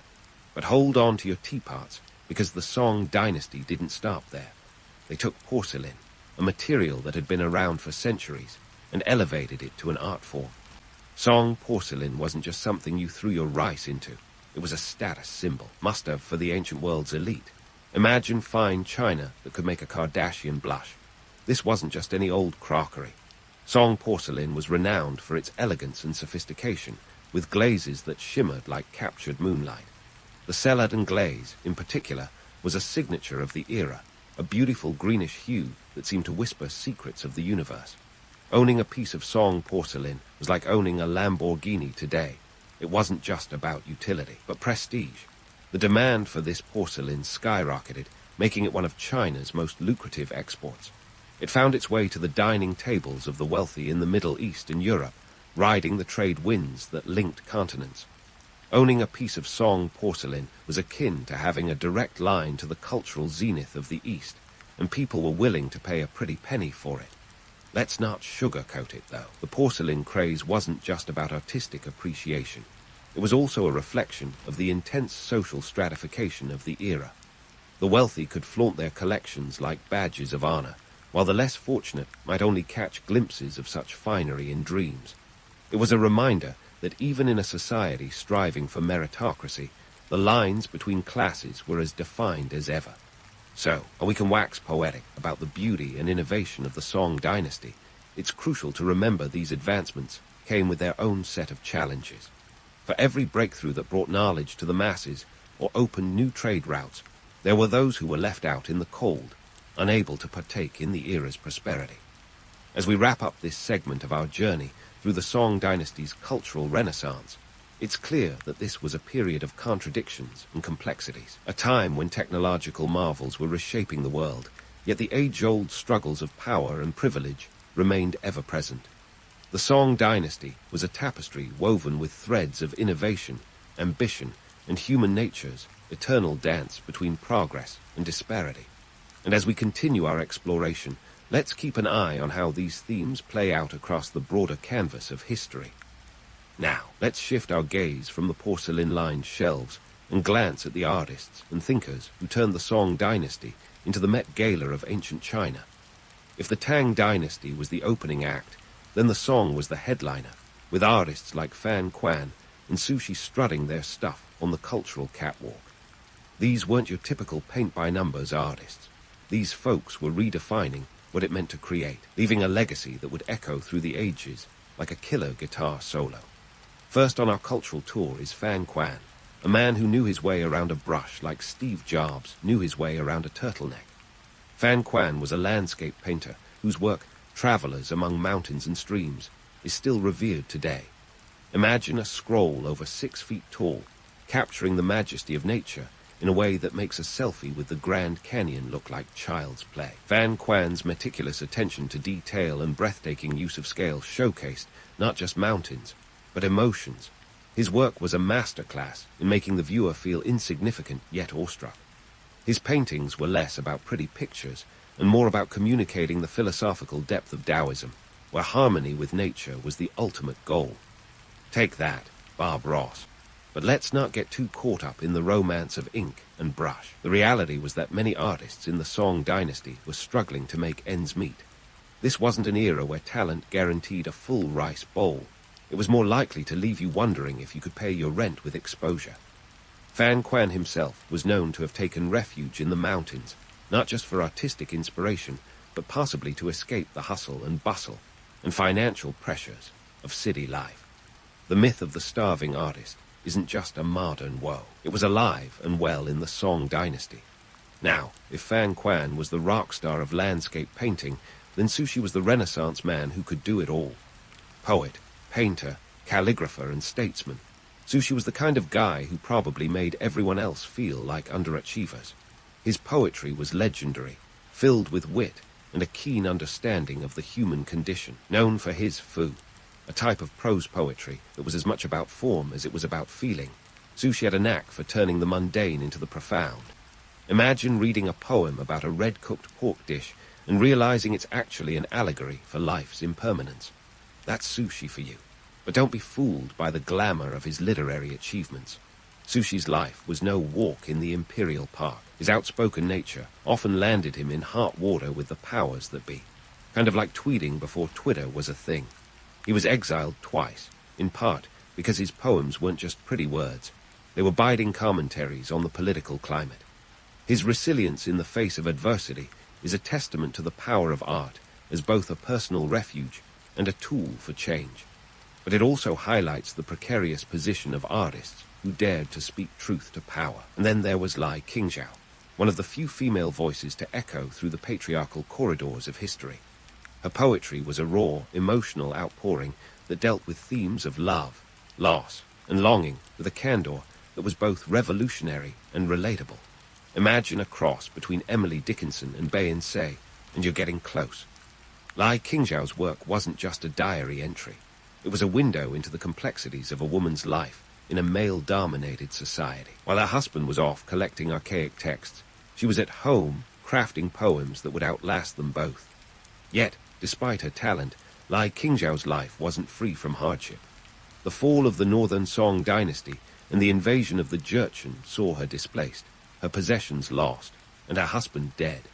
Her poetry became a chronicle of survival, expressing the resilience of the human spirit in the face of personal and political upheaval. The bittersweet reality was that even as her words elevated her to literary immortality, her life was marked by the same struggles and uncertainties faced by so many others of her time. So, why does all this matter? Well, the Song Dynasty's cultural scene wasn't just about creating beautiful things. It was about challenging the status quo and redefining what it meant to be human. The artists, poets, and thinkers of the era weren't just chasing glory. They were grappling with the same human issues we face today: identity, power, and the search for meaning. Their work was a mirror reflecting the society around them, a society that was both innovative and rigid, prosperous yet stratified. And let's not forget the economic backdrop to all this creativity. The Song Dynasty was a period of unprecedented urbanization and economic growth. Kaifeng and Hangzhou were bustling metropolises, with populations reaching 1 million, making medieval London look like a sleepy village by comparison.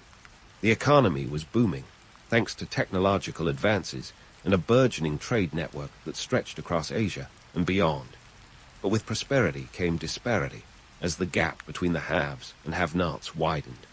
While the elite enjoyed the fruits of this cultural renaissance, many of the artists who created these masterpieces were left to wonder if they'd be able to afford dinner. The Song Dynasty was a paradox, a time of artistic flourishing and economic inequality, of innovation and tradition, of beauty and hardship.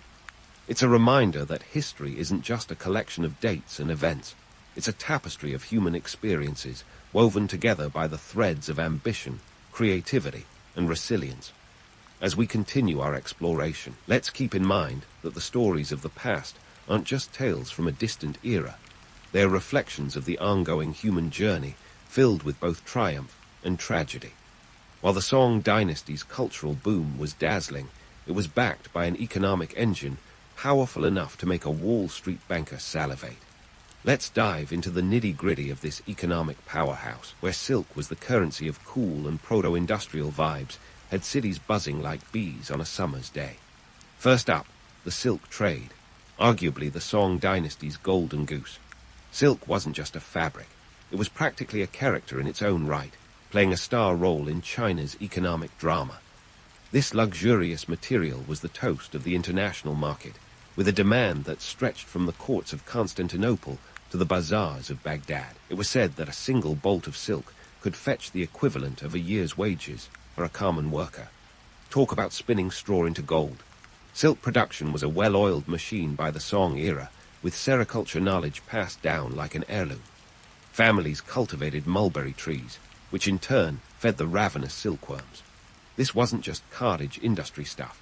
It was big business, employing thousands and turning cities like Hangzhou into the Milan of its day. The silk trade was so lucrative, it helped finance the Song's military campaigns and infrastructure projects.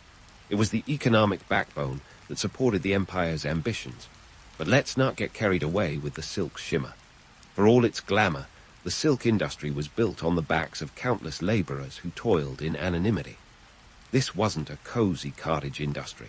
It was grueling work, with hours as long as the silk road itself. The wealth generated often bypassed those who needed it most, funneling instead into the pockets of merchants and officials. The silk trade was a glittering facade with a gritty underbelly, an economic dichotomy that feels all too familiar. Now, let's shift gears to the Song's proto-industrial revolution. Yes, you heard right, a proto-industrial revolution. Long before steam engines and assembly lines, Song cities were alive with the hum of production. Iron was king, with output levels reaching around 125,000 tons annually by the 11th century. That's more iron than Britain would produce in the early 18th century. Song China was essentially the Manchester of medieval times. Iron production wasn't just about making swords and plows. It was a full-blown industry fueling urban growth. Cities like Kaifeng and Hangzhou became industrial hubs, with foundries belching smoke and smiths hammering away like it was going out of fashion. The Song even pioneered the use of water-powered bellows, an innovation that cranked up production while keeping the air breathable. This was mass production before mass production was cool, a precursor to the mechanized marvels of the Industrial Revolution. But as with all things in history, there was a catch. The rapid industrialization came with its own set of problems. Environmental degradation was a nightmare in the making, with deforestation and pollution taking a toll on the landscape. It's a reminder that progress often comes with a price, a historical footnote that resonates with today's climate challenges. Speaking of financial ingenuity, the Song Dynasty also introduced the world's first paper money. Yes, before Bitcoin and credit cards, there was Jaya Ozi, an invention that was supposed to revolutionize the economy. The idea was brilliant in theory. Replace cumbersome coins with lightweight paper, streamlining transactions, and making life easier for everyone from traders to tax collectors. Initially, it was a hit, with paper money circulating widely and boosting trade like an economic espresso shot. But spoiler alert, it wasn't all rainbows and prosperity. The Song's experiment with paper currency hit a snag, actually several snags. The government, in its infinite wisdom, decided to print more money to cover its military expenses, resulting in rampant inflation. Picture Weimar Germany, but with more silk robes. By the 12th century, the currency's value had plummeted, and people started using it as wallpaper instead of legal tender. The experiment was a cautionary tale of fiscal mismanagement that would echo through the ages. Despite its shortcomings, the introduction of paper money was a game changer. It laid the groundwork for modern banking and finance, demonstrating both the potential and pitfalls of monetary policy. The Song dynasty's dalliance with paper currency was a testament to its innovative spirit, even if it stumbled over its own ambition. So, what's the takeaway from this economic whirlwind? The Song dynasty was a paradox of prosperity and pitfalls, innovation and inequality. It was a time when silk and iron forged an empire, and paper money promised the moon, but delivered a meteor shower. This era of economic dynamism was underpinned by both brilliance and blunders, offering lessons in both advancement and excess. As we peel back more layers of the Song's cultural renaissance, let's keep in mind the intricate dance between economy and society. The wealth and innovation of the time were matched only by the challenges and contradictions they spawned. The Song dynasty was a glorious mess of human ambition and error, a historical tapestry that continues to fascinate and caution us today. Stay tuned, because this tale is far from over. The Song dynasty's economic and cultural engine was a marvel, but like all great stories, it was not without an epic downfall. Enter the Mongols, those relentless horsemen who swept through Asia with the subtlety of a freight train. The Mongols, led by Kublai Khan, were like that unruly cousin who shows up at your party, uninvited, and eats all the hors d'oeuvres. By 1279, they'd conquered the Song, marking the end of the dynasty and the beginning of the Yuan dynasty. But don't let the fall overshadow the legacy of the Song. Let's sift through the rubble and see what treasures were left behind. The Song dynasty may have crumbled under Mongol hooves, but it left an indelible mark on China and the world. Its cultural innovations were like ripples in a pond, spreading far and wide. Take movable type, for example. While it didn't immediately revolutionize printing in China due to the complexities of the language, it was the precursor to Gutenberg's printing press. By introducing the concept of interchangeable characters, the Song inadvertently sparked a global information revolution. The irony. The real blockbuster printing revolution was still a few centuries away, waiting for a more alphabet-friendly language to give it a nudge. And then there's the magnetic compass, that trusty tool that turned the high seas from a treacherous guessing game into a navigable path. This invention didn't just stay anchored in China. It set sail across the globe, eventually guiding explorers like Columbus and Magellan. The compass was a quiet yet pivotal player in the age of exploration, proving that sometimes the most unassuming inventions have the greatest impact. It's like the sidekick who steals the show while the hero is busy posing for dramatic portraits. Let's not forget the economic innovations like paper money. Despite its initial hiccups, it laid the groundwork for modern banking and finance systems. This was a world where carrying a pocket full of coins was as cumbersome as carrying around a pocketful of rocks. Paper currency, even in its flawed inception, hinted at a future where trade and commerce could be as light as a feather, at least until inflation reared its ugly head. The Song's advancements in agriculture were another legacy. The introduction of fast-ripening rice from Champa, present-day Vietnam, was nothing short of revolutionary. It allowed for multiple harvests per year, feeding a rapidly growing population. This wasn't just about filling bellies. It was about fueling urbanization and economic growth. Imagine doubling your food supply without doubling your farmland. It's the kind of agricultural wizardry that laid the foundation for China's future as a world power. But let's not romanticize it too much. The fall of the Song was a stark reminder that even the most innovative societies aren't immune to the harsh realities of geopolitics. The Mongols swept through with a force that was both awe-inspiring and terrifying. Their conquest was not just a military triumph, but a cultural exchange, albeit a forced one.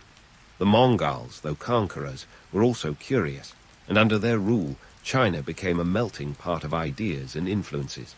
This cultural syncretism would shape China's future, creating a tapestry that's as rich as it is complex. This brings us to the human element of the Song's legacy. The intellectuals, artists, and thinkers who thrived during this period left behind a wealth of knowledge and creativity that continues to inspire. The civil service exam, for instance, became a model for merit-based governance, influencing systems around the world. It was a beacon of hope in a world often dominated by hereditary privilege, a testament to the power of education and intellect over brute force. Yet, the Song Dynasty also serves as a cautionary tale. It reminds us that innovation and prosperity can coexist with inequality and vulnerability. The same advancements that propelled the Song to greatness also sowed the seeds of its downfall. The civil service, while promoting merit, also entrenched bureaucracy. The economic boom widened the gap between rich and poor, and the technological marvels, while groundbreaking, couldn't shield the dynasty from external threats. In the end, Song Dynasty's story is one of contrasts and contradictions, a time when the ephemeral beauty of art and the enduring power of ideas collided with the stark realities of political and economic strife.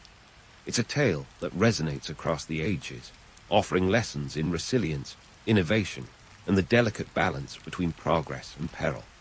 As we wrap up this journey through the Song Dynasty's cultural renaissance, let's take a moment to appreciate the nuances of history. It's easy to get lost in the romance of past glories, but the real story lies in the messy, human details, the triumphs and tragedies that define our shared experience.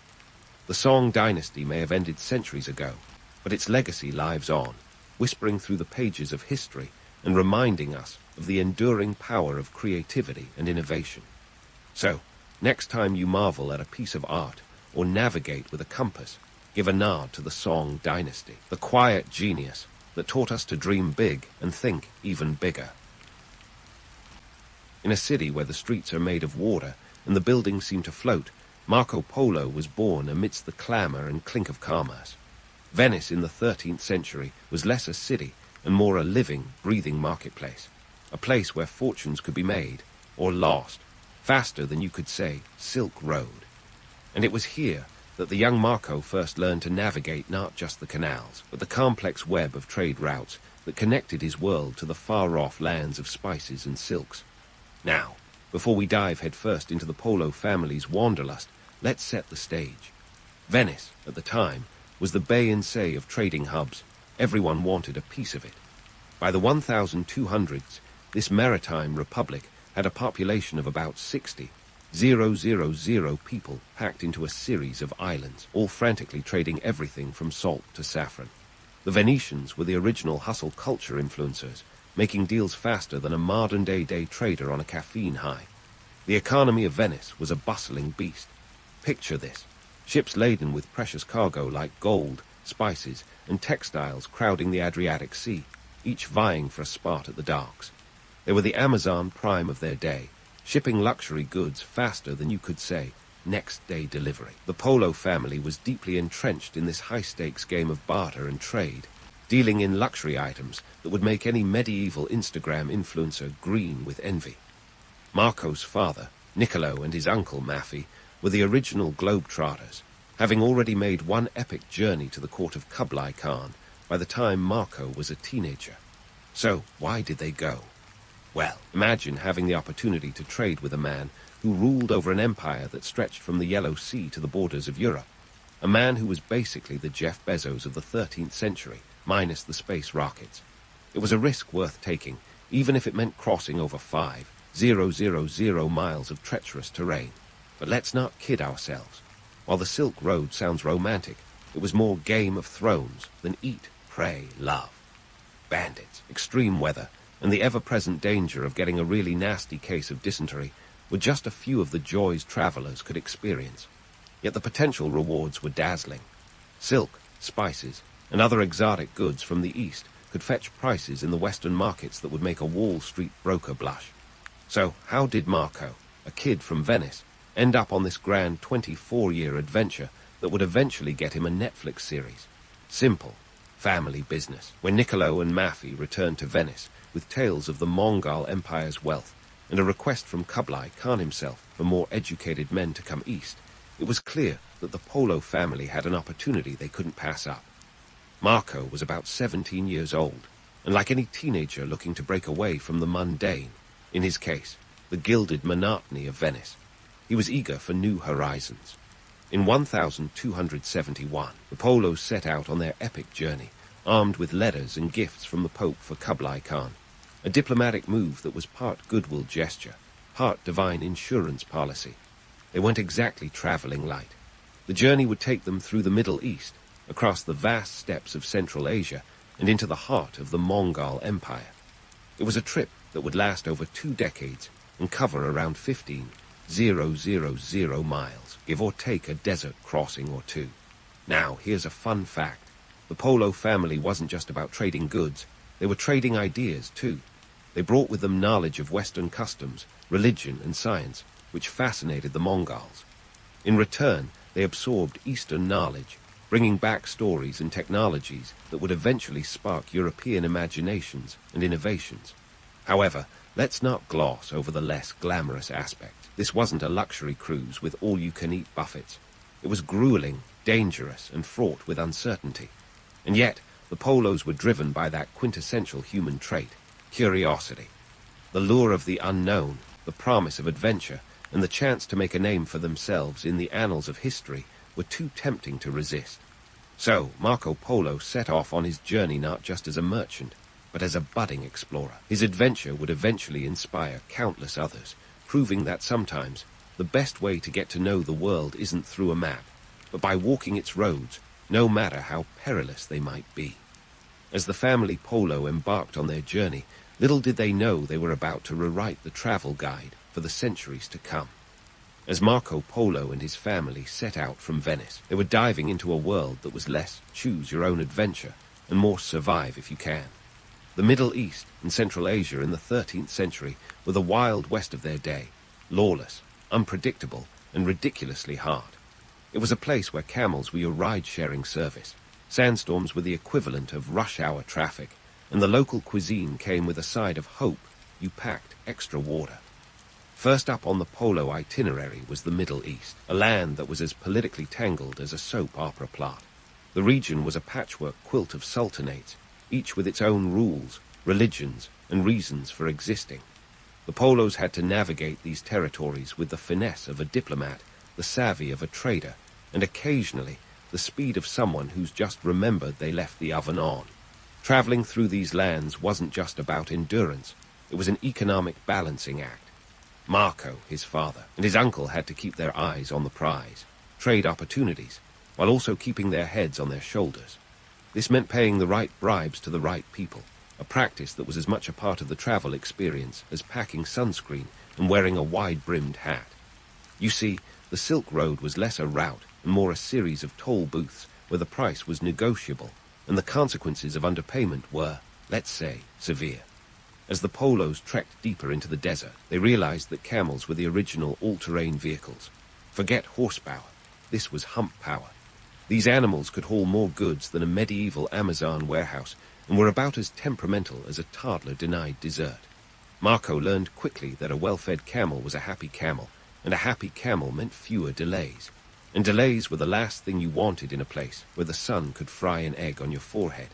Now, let's talk about those infamous sandstorms. We've all seen movies where the hero battles through a swirling mass of grit, but Marco Polo lived it. These storms would sweep across the desert like nature's vacuum cleaner, picking up anything that wasn't nailed down and turning it into a projectile. For the Polo family, it was a constant battle against the elements, where their only defense was to hunker down, cover their faces, and pray they didn't lose their camels or their sanity. Despite the harsh conditions, there were moments of hospitality that would make even the most cynical traveler pause.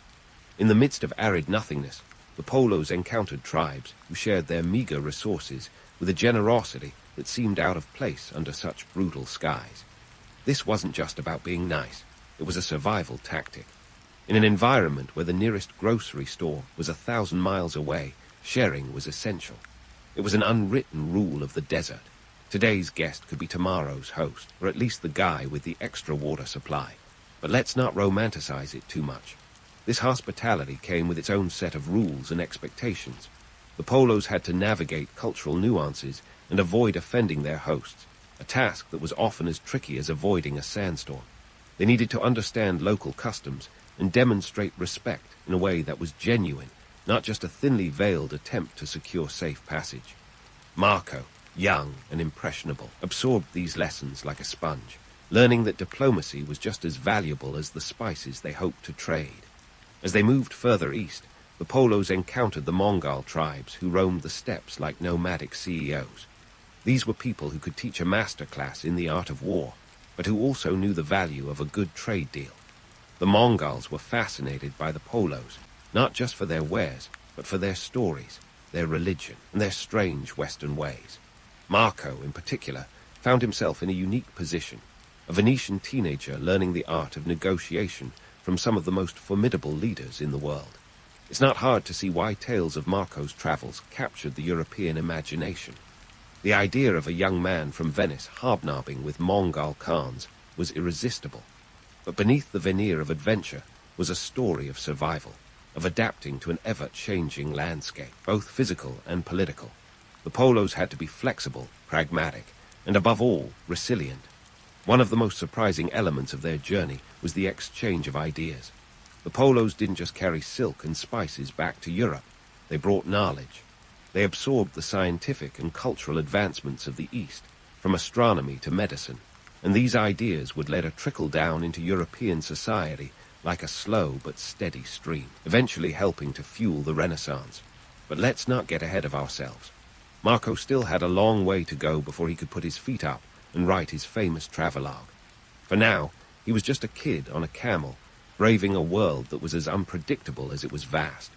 The Middle East and Central Asia were merely chapters in his story, chapters filled with challenges that would test his mettle and shape his destiny. As the Polos continued their journey across the steppes, little did they know they were on the verge of entering the court of Kublai Khan, where their story would take on a whole new dimension.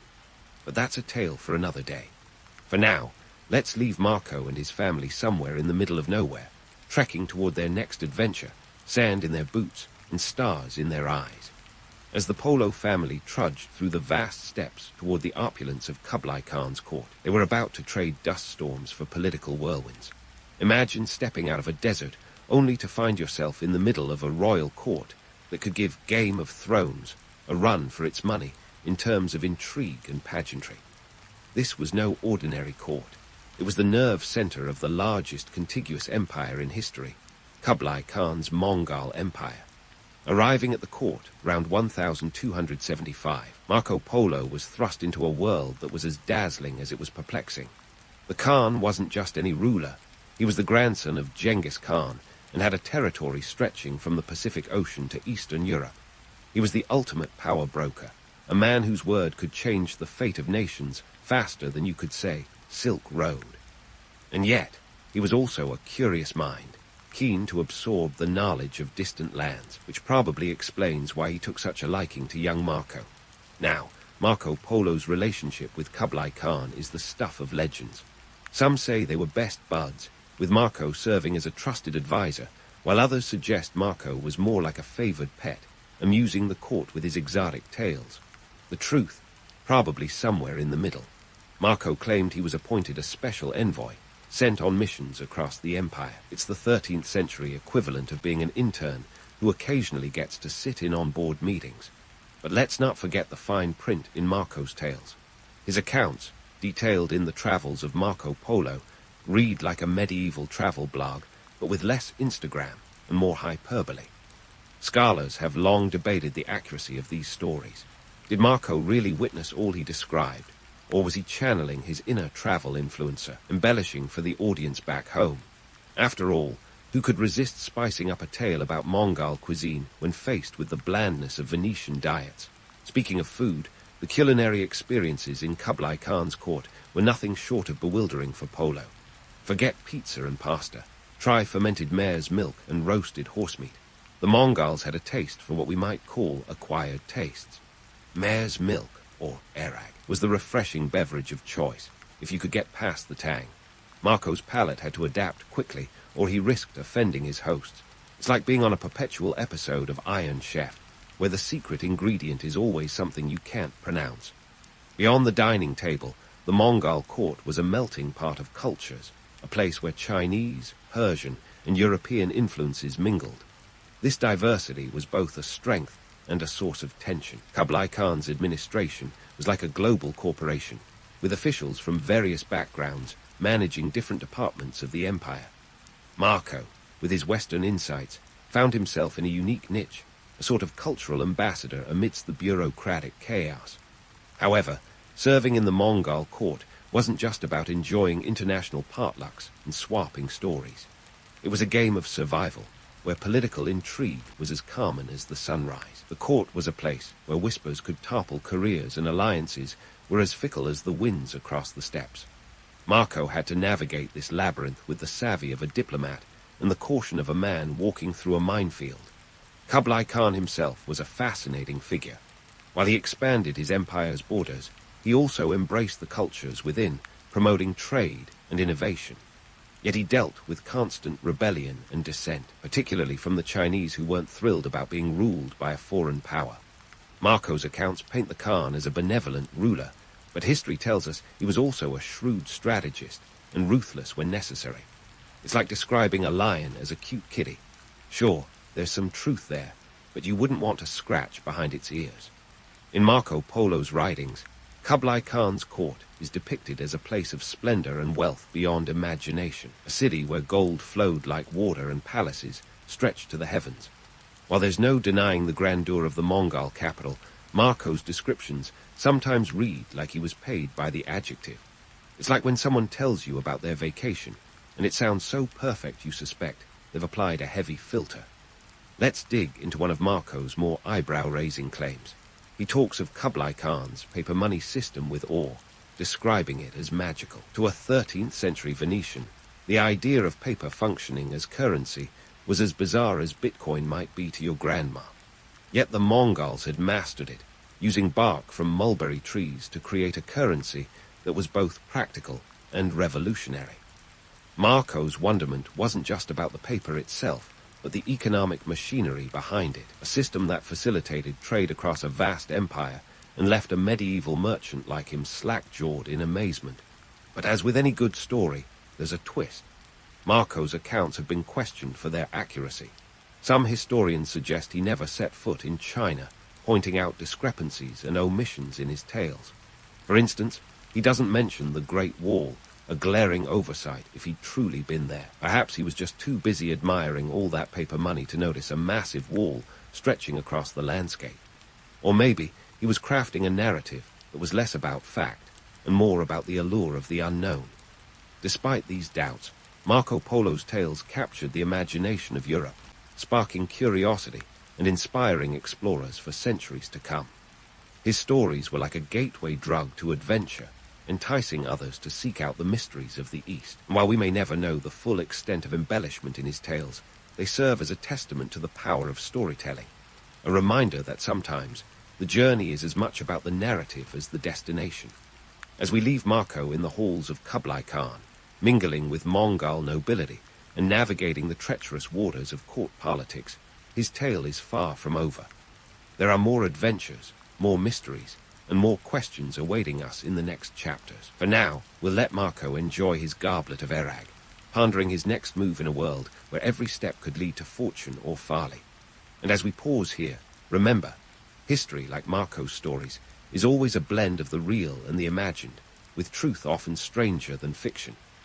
Marco Polo's journey was far from over when he sat in Kublai Khan's court, sipping on fermented mare's milk and dodging the political minefield of Mongol intrigue. After spending over 2 decades in Asia, the time came for the Polos to pack up their tales and treasures, bid farewell to the Khan's glittering court, and head back to the canals of Venice. This wasn't just a homecoming, it was a return to a world that had moved on without them. Imagine coming home from a long trip to find your city had changed its larks and moved the furniture. By the time Marco made his way back to Venice in 1295, he was a man transformed by his adventures. He was no longer the wide-eyed teenager who had set out with dreams of far-off lands. He'd become a seasoned traveler with stories that could make even the most stoic Venetian raise an eyebrow. But his tales of golden palaces, paper money, and exotic customs sounded like the medieval equivalent of a modern-day clickbait headline. You won't believe what Marco saw in the east. The Venice Marco returned to was a city reshaped by trade, with a population that had swelled to around 100,000. It was a place where fortunes were as volatile as the tides. One day you're a merchant prince, the next you're fish food. Marco's family had done well in his absence, securing enough wealth to maintain their status. But their most valuable asset was Marco himself, a human repository of Asian knowledge and experience. Marco's arrival back home wasn't exactly met with a ticker-tape parade. Instead, he found himself embroiled in a war between Venice and Genoa, two rival city-states that had all the friendliness of cats in a bag. Just when you thought he'd get to put his feet up and regale the locals with his stories, Marco ended up a prisoner of war in 1298, captured during a naval battle. It was in the confines of a Geno cell that Marco's tales started to take on a life of their own. Enter Rusticello da Pisa, a fellow inmate and writer who saw in Marco's stories the potential for a bestseller. The two teamed up like a medieval Lennon and McCartney, with Marco recounting his adventures and Rusticello embellishing them with the kind of flair that made for compelling reading. It was a partnership that would eventually produce The Travels of Marco Polo, a book that became the medieval equivalent of going viral. But let's talk logistics here. Publishing in the 13th century was no small feat. Forget instant uploads and digital distribution. This was a world where every book was painstakingly copied by hand. The cost of producing just one manuscript could rival that of a small herd of sheep, not to mention the time involved. If you think waiting for a book release today is long, try waiting months, if not years, for a scribe to finish your order. Marco's tales, however, proved worth the wait, spreading across Europe and igniting imaginations like a wildfire. Despite its popularity, The Travels of Marco Polo was met with as much skepticism as enthusiasm. Some readers were captivated by Marco's descriptions of far-off lands, while others dismissed them as medieval fake news. It didn't help that Marco himself was known as Il Melione, a nickname suggesting he had a tendency to exaggerate, kind of like calling someone Tall Tale Tim. A skeptical audience wondered, had Marco really seen a unicorn, or was he just spinning yarns after one too many goblets of Arag? The economic context of the time played a crucial role in the reception of Marco's stories. Europe was on the brink of change, with trade routes shifting and new economic opportunities emerging. Marco's accounts offered a tantalizing glimpse into the possibilities of Eastern markets, sparking a desire in merchants and explorers to seek out these riches for themselves. Yet the sheer scale of his stories, of cities paved with gold and fleets of ships laden with spices, seemed too fantastical to be true. It's worth noting that the skepticism wasn't entirely unfounded. Marco's narrative, while rich in detail, often skipped over key elements that would have lent it more credibility. For example, his omission of the Great Wall has fueled speculation for centuries. Was it simply an oversight, or was Marco's journey less extensive than he claimed? The absence of certain details, combined with the presence of fantastical elements, left his contemporaries debating the line between fact and fiction. Moreover, the logistics of medieval publishing meant that Marco's tales were subject to the whims of scribes and translators. Each copy of his book could vary slightly, with embellishments or omissions that altered the narrative. This wasn't just a game of telephone, it was a full-blown game of who can make this story even wilder.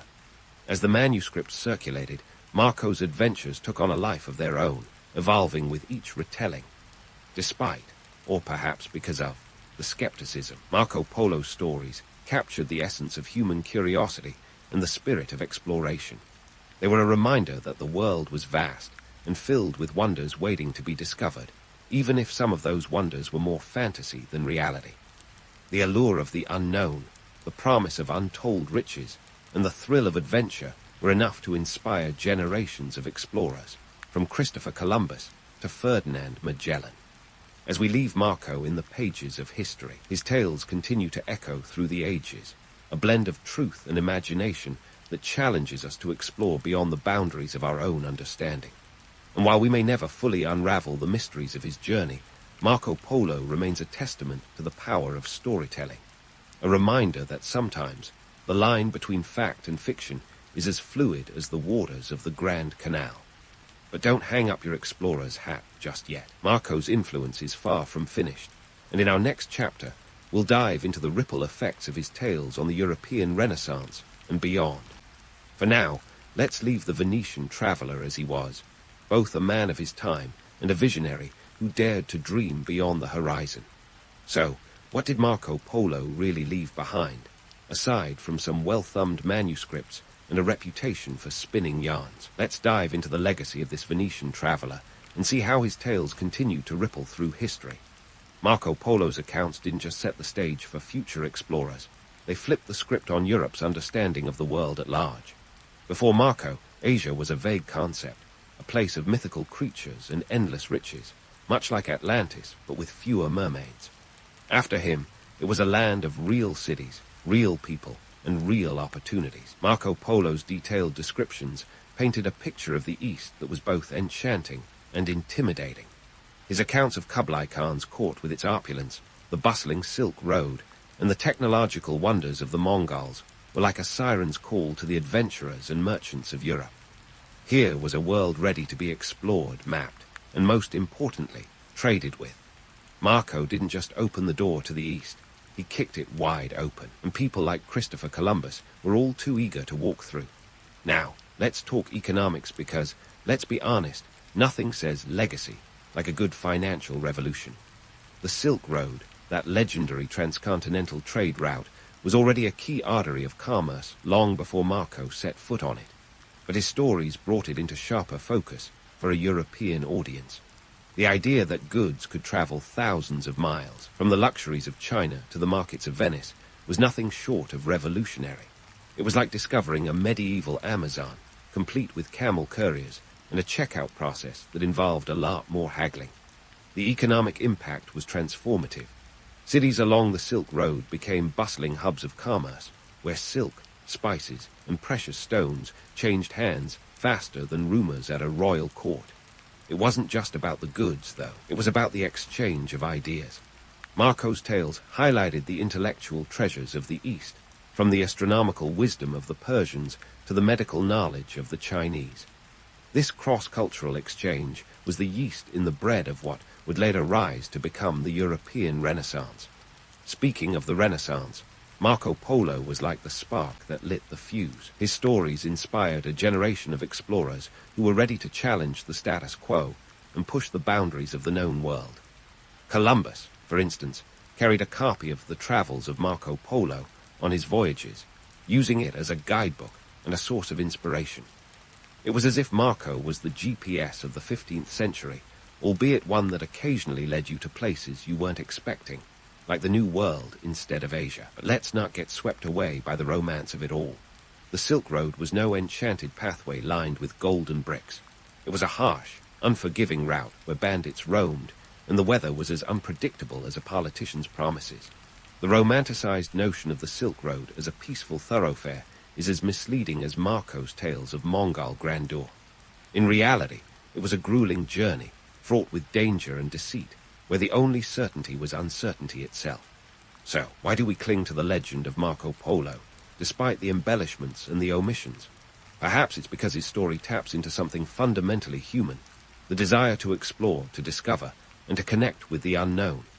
His tales, woven with equal parts fact and fiction, remind us that the world is a vast tapestry of cultures and experiences, each thread unique yet interconnected. Marco Polo's legacy is a testament to the power of storytelling. His accounts, whether entirely accurate or not, captured the imagination of an entire continent. They served as a catalyst for an era of exploration and expansion that would reshape the world. And while we might question the veracity of his tales, there's no denying their impact on history. As we wrap up our journey with Marco Polo, let's consider the real lessons from his life. He was a merchant, yes, but also a pioneer, a man unafraid to venture beyond the familiar. His travels taught us about the importance of curiosity and the willingness to embrace the unknown. In an age where the world feels smaller, thanks to technology and globalization, Marco's story is a reminder of the vastness that still exists, both in the world and within our own imaginations. In the end, Marco Polo was both a product of his time and a visionary ahead of it. His life was a journey not just across continents, but through cultures and ideas. So, as we bid farewell to this legendary traveler, let's take a page from his book. Not a literal page, mind you. Those things are priceless. And remember that the spirit of exploration is as relevant today as it was in the 13th century.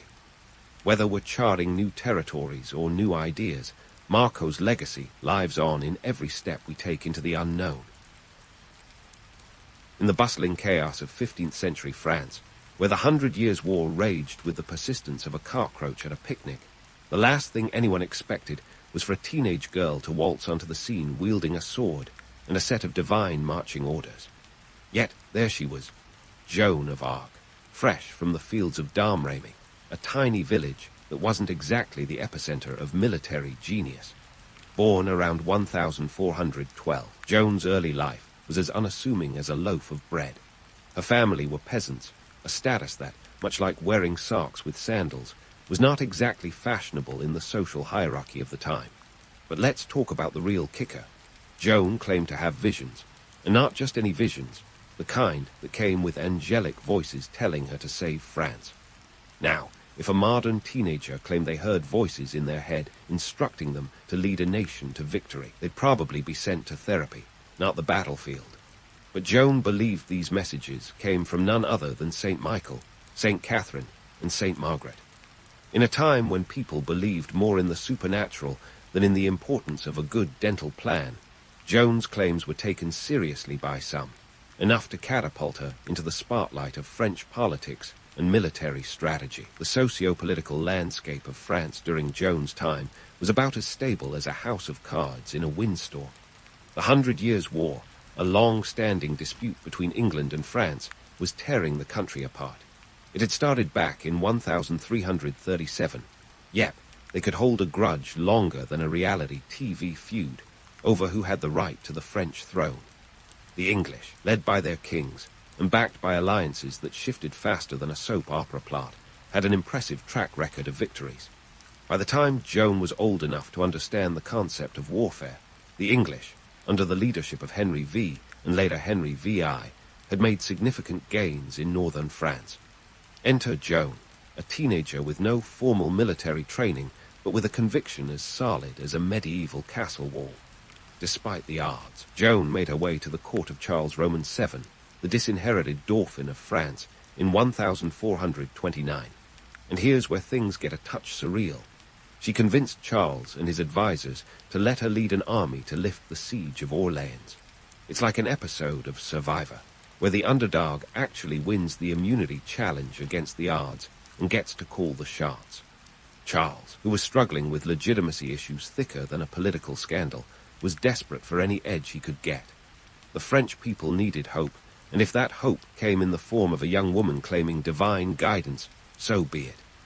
Joan donned male armor, not just for battle practicality, but also to protect her chastity, a detail that would later become a point of contention in her trials. The teenage warrior set out with her troops, a ragtag bunch who probably weren't sure if they were following a saint or a lunatic. But as it turned out, they might have been following both. Joan of Arc's rise to military leadership wasn't just improbable. It was downright absurd against the backdrop of medieval patriarchal norms. Here was a girl, no noble lineage, no formal education in warfare, leading hardened soldiers who'd been fighting longer than she'd been alive. Her sudden prominence was like a viral TikTok trend, unexpected, baffling, and yet somehow incredibly compelling. People were drawn to her charisma, her unwavering faith, and the sheer novelty of her presence in a world where women were expected to be seen and not heard, much less leading armies. In a twist that would make any Hollywood scriptwriter envious, Joan's strategies, often informed by her visions, proved effective. She famously lifted the siege of Orleans in just 9 days, a feat that not only turned the tide of the war, but also transformed Joan from a peculiar oddity into a national heroine. Her success was a beacon of hope in a France that had been battered and bruised by decades of conflict. But let's not get too misty-eyed with romantic notions of destiny here. It was also a time when desperation made people cling to any glimmer of salvation, even if it came wrapped in a somewhat unconventional package. The reality was that Joan's victories were as much about psychological warfare as they were about tactics. Her presence on the battlefield was a morale booster for the French troops and a psychological thorn in the side of the English. After all, nothing says, "We're in trouble," quite like being outmaneuvered by someone who, by all medieval logic, should have been at home spinning wool. Joan's story was not just about divine intervention, but about the human capacity to defy expectations and challenge the status quo. It was about standing up to the Goliaths of her time with nothing more than faith, a sword, and a belief that she was on a mission from a higher power. But let's not get carried away with the romance of it all. Joan's journey was fraught with challenges beyond the battlefield. She had to navigate the murky waters of court politics, where alliances were as fickle as the weather and loyalties could shift with the wind. Her success was a double-edged sword, winning her both admirers and enemies. The latter would eventually orchestrate her downfall, but that's a story for another day. For now, let's marvel at the absurdity and audacity of a peasant girl from Darmrami, who, against all odds and societal norms, became a beacon of hope in a time of despair. Joan of Arc's journey was as much about the power of belief as it was about the harsh realities of war. A tale that leaves us questioning what we might achieve if we, too, dared to listen to the voices that urge us to defy the impossible. So, there she was, Joan of Arc, the teenage dynamo about to face her first major test, the siege of Orleans in 1429. You could almost hear the collective gasp of medieval Europe. Picture this. A girl barely old enough to rent a horse without parental consent, set to take on the English forces that had made the city their personal stomping ground for months. Orleans was a crucial city, strategically nestled by the Loire River, and its loss would have been like handing the English the keys to France on a silver platter. Here's where Joan's story takes a sharp turn into the unexpected. With no military training, you'd assume her battle strategies were about as sophisticated as a game of rock, paper, scissors. But hold your horses, or in this case, your war steeds. Joan had a knack for rallying her troops with that infectious mix of divine confidence and teenage audacity. Her strategy was built on a simple yet effective foundation: boost morale, make bold moves, and keep the enemy guessing. In military terms, she was as unconventional as a three-legged racehorse, and yet she galloped ahead. The siege had been dragging on for months, with the French forces stuck in a demoralizing stalemate. Enter Joan, who, like a caffeine shot to a groggy army, brought a surge of renewed energy. She didn't just show up with her sword and a prayer, she brought a sense of purpose that had been sorely lacking. Joan's presence was like a medieval motivational poster, but instead of "hang in there," it read, "We've got saints on our side." And surprisingly, it worked. The English, camped around the city, were probably expecting another routine day of siege warfare, which in medieval times was as exciting as watching paint dry, if paint happened to involve trebuchets and disease. But Joan had other plans. Her first move, she waltzed straight into Orleans with a convoy, bringing supplies and a much-needed morale boost to the beleaguered city. It was an audacious act that screamed, "I'm here, and I mean business." The English, caught off guard, were left scratching their heads, wondering who had let this spirited teenager onto the battlefield. Joan then pulled a page from the playbook of the best military tacticians: strike where they least expect it. She organized sorties, sudden attacks on enemy positions. On May 4, 1429, she led an assault against the English-held fortress of St. Loup. Picture the scene. Joan, in her gleaming armor, charging at the head of her troops, a sight so bizarre it could have been a scene straight out of a Monty Python sketch. Yet, despite the surreal optics, her tactics were effective. The fortress fell to the French, a victory that injected a shot of adrenaline into the veins of the French army. Joan's next tactical trick was a classic example of medieval psychological warfare. She knew that her presence alone was a game-changer. The English, steeped in their own superstitions, were rattled by the notion of facing a woman who claimed divine backing. It was like facing an opponent who insists they're blessed by the poker gods. Unsettling, to say the least. The English referred to her as the Maid, but they spoke of her with a mix of fear and disdain, unsure whether they were dealing with a holy warrior or a cunning witch. Her success wasn't just about swinging swords and slinging arrows. It was about the psychological edge. By May 7, Joan had orchestrated another assault, this time targeting the fort of Les Tourelles, a thorn in the side of Orleans. The battle was fierce, with Joan herself taking an arrow to the shoulder. Now, most people would consider an arrow wound a good reason to call it a day, but Joan, she treated it like a minor inconvenience. She got back on her horse, rallied her troops, and drove the English out. By May 8, the siege had been lifted. Orleans was free, and Joan's reputation as a military leader was cemented. But let's pull back the curtain on the romance of the story. Medieval warfare wasn't exactly glamorous. It was a gritty, grimy affair, where disease often claimed more lives than the enemy's sword. The English had been using their tried-and-true tactic of encircling a city, cutting off supplies, and waiting for hunger and disease to do their dirty work. Joan's arrival wasn't just a breath of fresh air. It was a full-blown gale that upset the status quo. She wasn't just fighting battles. She was reshaping the rules of engagement. The triumph at Orleans was more than a military victory. It was a turning point in the war and a testament to the power of belief. Joan's audacious tactics and her ability to inspire were key ingredients in this unexpected recipe for success. Her story reminds us that sometimes the most unorthodox solutions come from the least expected sources, a teenage girl with a sword and a mission from the heavens. As Joan rode out of Orleans, she wasn't just a victor. She was a symbol of hope, a beacon lighting the path for a battered France. But let's not get too swept away with the fairy tale. The reality was that Joan's rise was as precarious as it was meteoric. The political and military elite didn't quite know what to make of her, and the path ahead was fraught with challenges that would test her resolve and reshape the course of history. Stay tuned, because Joan's story is far from over. Her next moves would take her deeper into the heart of the conflict, where the stakes were higher and the opposition fiercer. But for now, let's savor the sweet, improbable victory at Orleans, a moment when a teenage girl defied the odds, turned the tides, and left the world wondering what other miracles she might have up her armored sleeve. As Joan rode out of Orleans, leaving a trail of stunned English troops and liberated French citizens in her wake, the stage was set for her next act, the Battle of Paris. If Orleans was the opening number, Paris was the encore that left audiences demanding more. Think of it as the medieval version of a rock concert, with Joan as the lead singer belting out victory after victory, much to the English's chagrin. So, what's the deal with Paris?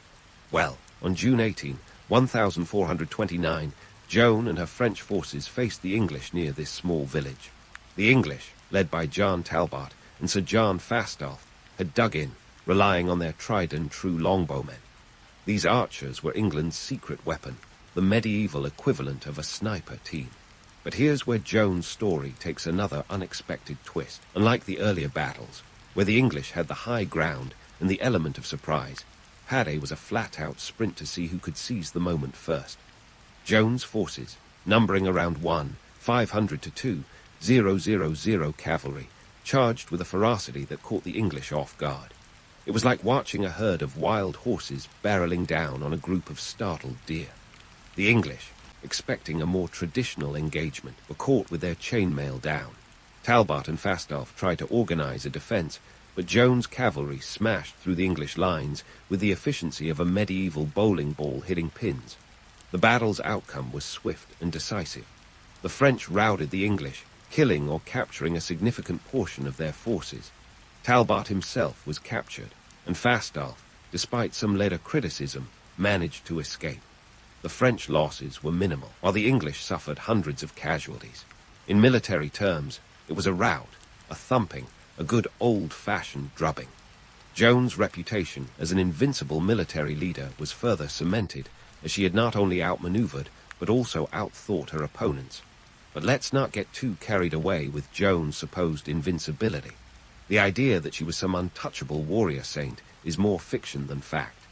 Sure, her presence on the battlefield was like a shot of adrenaline to the French troops, but she wasn't wielding a magic sword that could deflect arrows or make her army invisible. The truth is, Joan's victories were as much about timing, terrain, and tactics as they were about divine providence. Yet, the myth of her invincibility had its uses. It bolstered French morale and struck fear into the hearts of the English. Imagine being an English soldier, hearing tales of this mystical maid who seemed to have the luck of the gods on her side. It was enough to make even the most hardened warrior pause. Joan's victories weren't just military triumphs. They were psychological warfare at its finest, a masterclass in using myth to turn the tide of war. And speaking of tides, let's talk about the ripple effect Joan's victories had on the French political landscape. The success at Paris wasn't just a military win. It was a game-changer for Charles Roman VII. Suddenly, the Dauphin's claim to the throne seemed a lot more credible. Joan's victories were like a medieval PR campaign boosting Charles's legitimacy faster than you could say coronation. The economic impact was also significant. With the English on the back foot, regions under their control could start dreaming of French liberation. Freed from the crippling taxes and levies imposed by the occupying forces, these areas could begin to rebuild and prosper. The war, after all, wasn't just about thrones and crowns. It was about who controlled the wealth of France. Joan's growing legend was both a boon and a burden. It made her a celebrity, a medieval influencer with a following that spanned the kingdom. But it also painted a target on her back. The English were desperate to discredit her, viewing her not as a saint, but as a sorceress, a witch leading the French astray. The fact that she was a woman in a man's world only added to the controversy. Joan was a walking, talking challenge to the status quo, a living embodiment of defiance in a time when conformity was the name of the game.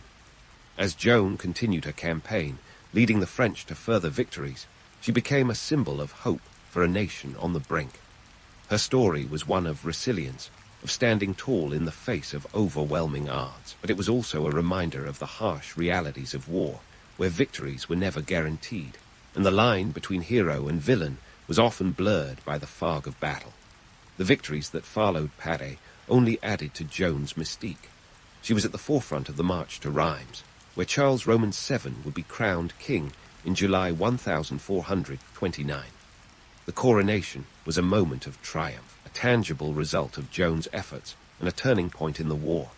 Joan had achieved what many had deemed impossible, and her legend grew with each passing day. But let's not forget that Joan's journey was fraught with danger and intrigue. The road ahead was littered with challenges, both on and off the battlefield. Her rise to prominence was as meteoric as it was precarious, and the same forces that had propelled her to fame could just as easily lead to her downfall. So, as we leave Joan basking in the glow of her victories, let's remember that history is never as simple as it seems. Joan of Arc was a complex figure, a blend of myth and reality, a hero and a martyr. Her story is one of courage and conviction, but also of the brutal truths of war and the fleeting nature of fame. Stay tuned, because Joan's tale is far from over. The battles may have been won, but the war for her legacy and her life was just beginning. As the sun set on the field of Padé, a new chapter in her story was about to unfold, one that would test her resolve and define her place in history. As the sun set on the field of Padé, a new chapter in Joan of Arc's saga was about to unfold, one that would see the same crowds that once hailed her as a hero questioning her very sanity. Picture this.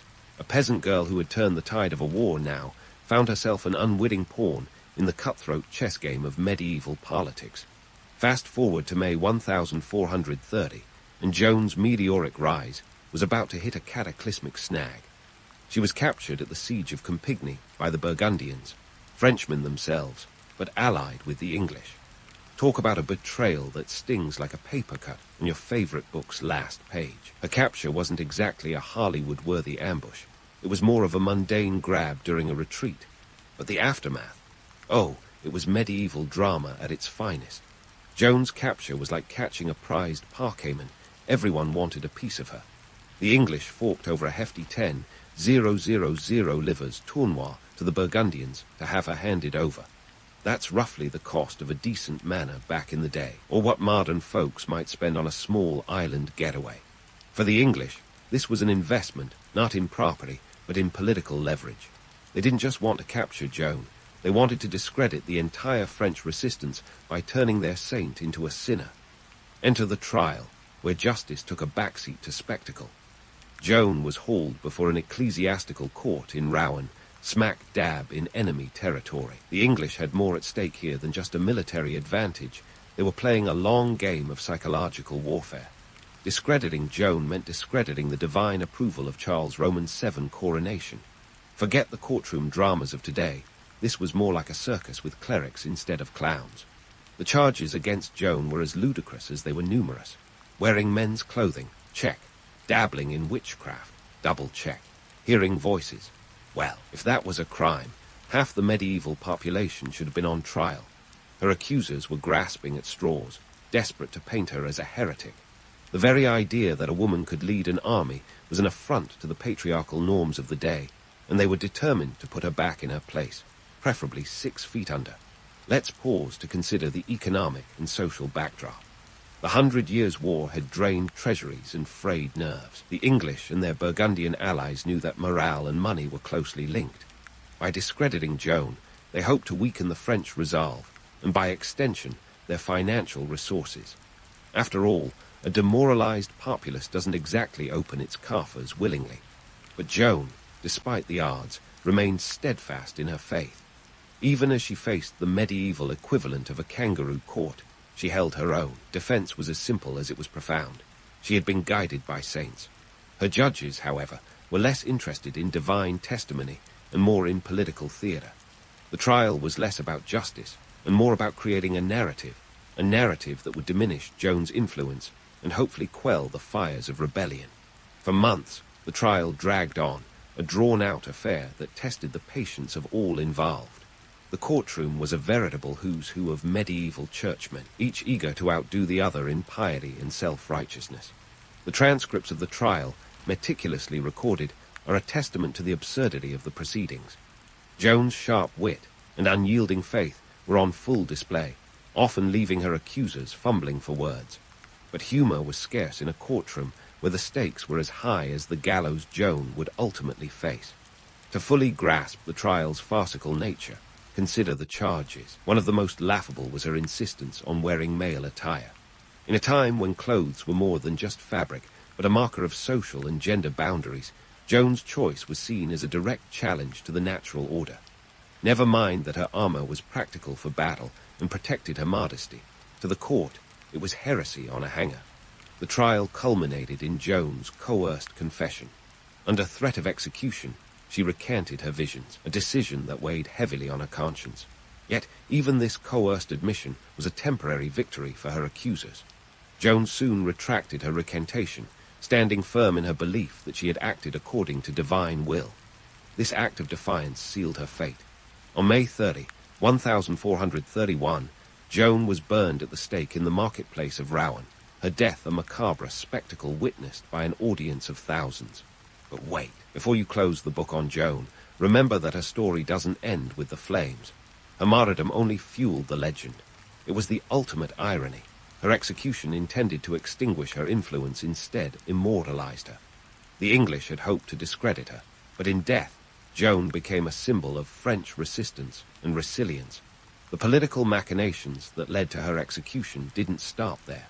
The trial's transcripts survived, a thorn in the side of those who had orchestrated her downfall. 25 years later, at the request of Charles Roman VII, Joan's trial was revisited in what's known as the nullification trial. This time, the tables turned. Her conviction was overturned, and Joan was posthumously exonerated, her name cleared in the eyes of the church and history. It was a vindication that came too late for her, but was a resounding victory for the legend she left behind. Joan's story is a testament to the power of belief and the perils of politics. Her trial was a farce, a tragic comedy where justice was a mere illusion. Yet it also highlighted the lengths to which those in power would go to maintain the status quo. Joan of Arc was a threat not because she wielded a sword, but because she wielded influence, a power more formidable than any weapon. As we ponder Joan's legacy, we're reminded of the duality of her story, the romantic allure of a girl guided by saints, and the harsh reality of a world where such claims were met with skepticism and fear. Her trial was a chapter in a larger narrative, one that continues to captivate and confound. Joan of Arc, the Maid of Orleans, remains a figure shrouded in mystery and myth, a paradoxical blend of heroism and tragedy. And so, the stage is set for the final act of Joan's story, a tale that has endured for centuries, inspiring countless retellings and interpretations. As we prepare for the next chapter, let's keep in mind that history, much like Joan herself, is never as straightforward as it seems. The truth lies somewhere between the lines of legend and fact, waiting for those brave enough to seek it. Stay tuned, because the story of Joan of Arc is far from over, her spirit as unyielding as the flames that sought to consume her.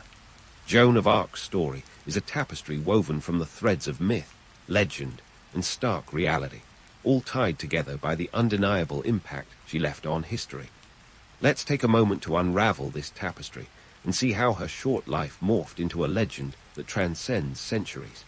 While the flames at Rouen may have consumed the girl, they ignited something far more enduring, a legacy that would become as much a part of France's national identity as baguettes and berets. First, let's address the elephant in the historical room, the romanticized image of Joan as a divinely guided warrior saint. This image is undeniably appealing. Who doesn't love a good underdog story? A humble peasant girl, guided by heavenly voices, leads an army to victory. It's the stuff of epic ballads and motivational posters. But peel back the layers of romanticism, and you find a world that was far less poetic.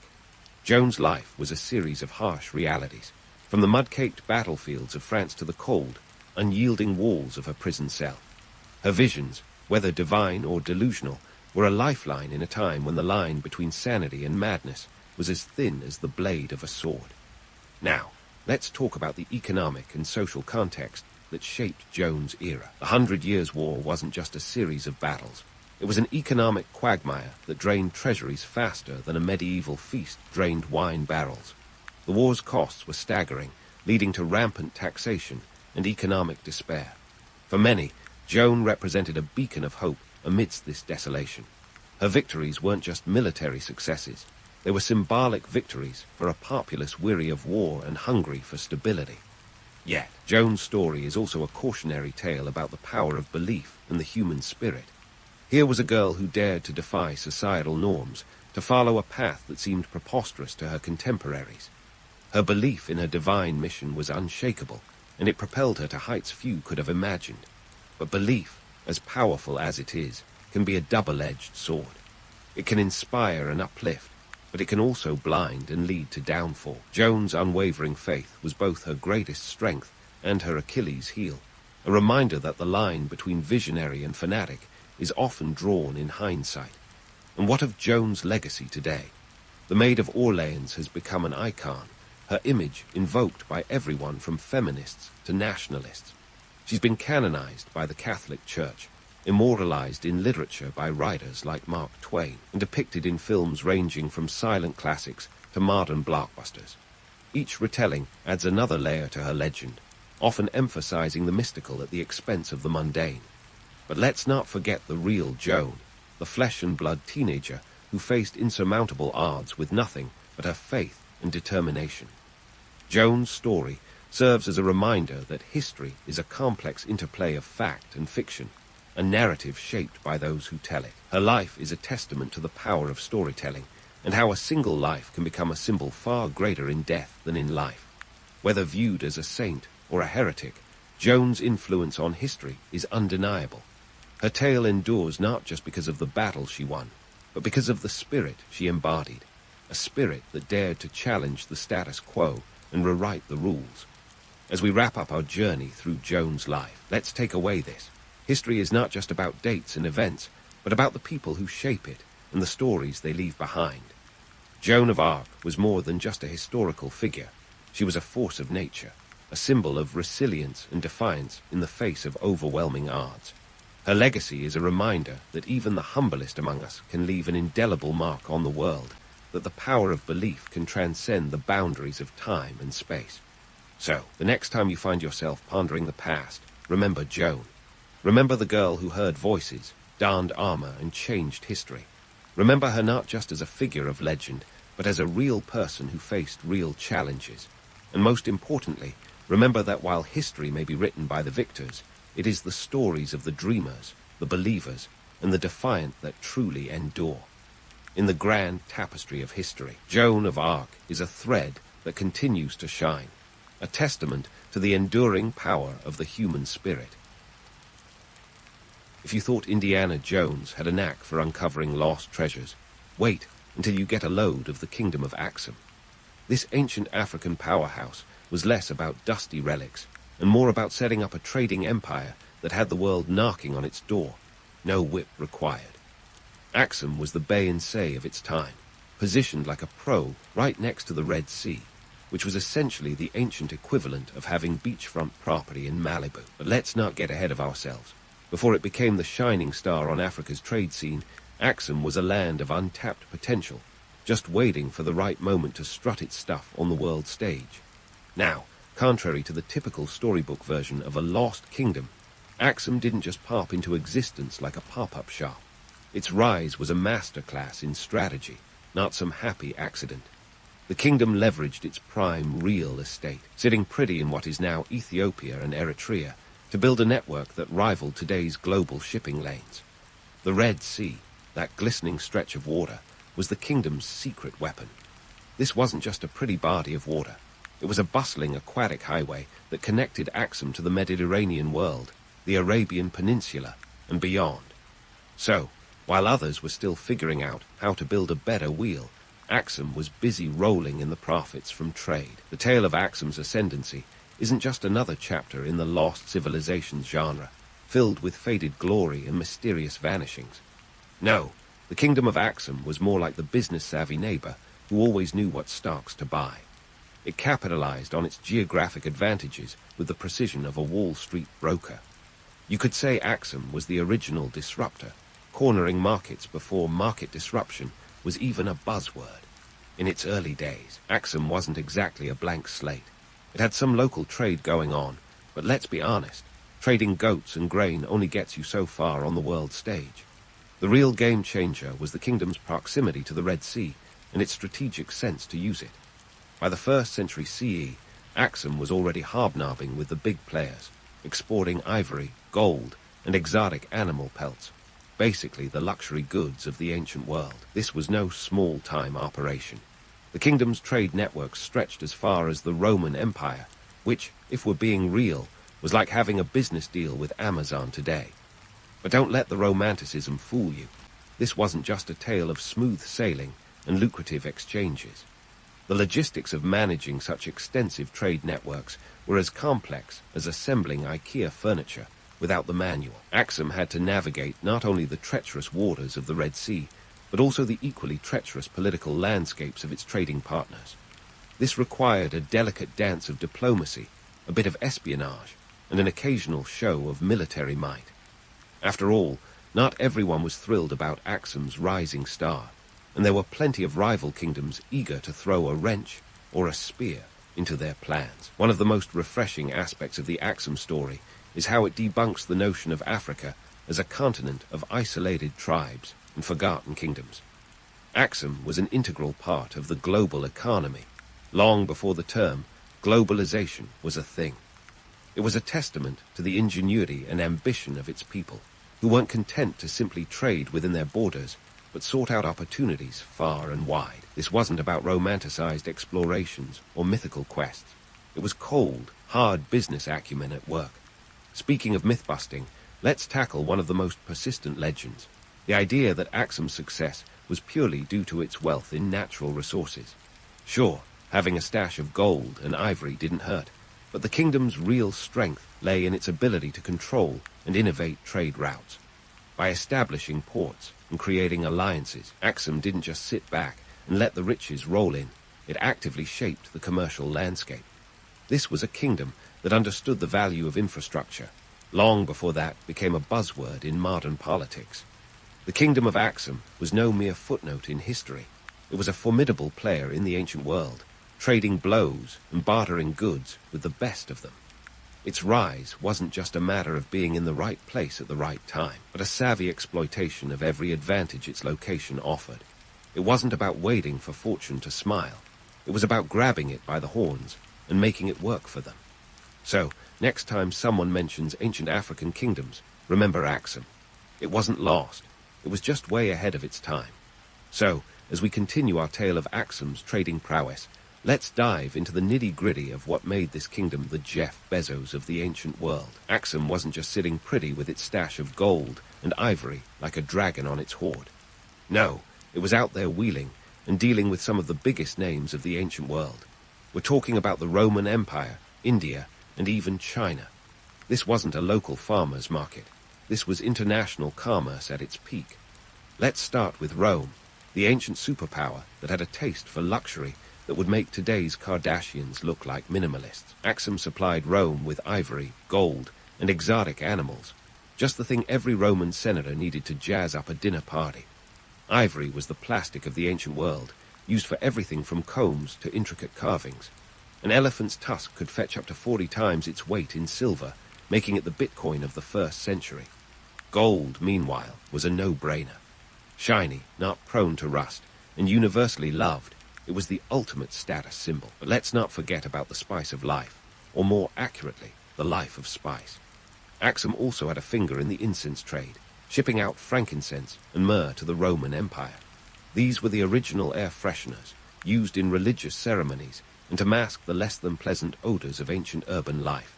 If you've ever been trapped in an elevator with someone who went overboard on the cologne, you get the idea. Now, crossing the Red Sea, we head to the Arabian Peninsula, where Axum traded with the kingdoms of Himyar and Saba. Here, Axum was less about bling and more about the essentials. They traded textiles and grains, the bread and butter, literally, of ancient economies. It was like a Costco run, but with camels instead of shopping carts. Ah, camels, the unsung heroes of this story. These ships of the desert were the original all-terrain vehicles, capable of carrying up to 900 pounds of goods across harsh landscapes. The camel was to Axum what the 18-wheeler is to Amazon, a vital cog in the trading machine. Of course, trade wasn't all about glamour and glitz. There were plenty of mundane goods exchanged too. We're talking about salt, that humble mineral that was worth its weight in gold. Salt was essential not just for seasoning, but for preserving food, a critical need before the invention of the refrigerator. Axum's salt trade was a cornerstone of its economic strategy, proving that sometimes basic commodities could be as valuable as luxury items. And let's not forget India, where Axum traded for spices, silk, and pearls. Imagine the logistics nightmare of getting those delicate commodities across thousands of miles. It was like trying to ship fine china without the benefit of bubble wrap. But the rewards were worth the hassle. Spices like pepper and cinnamon were the iPhones of the ancient world. Everybody wanted them, and they were willing to pay top dollar.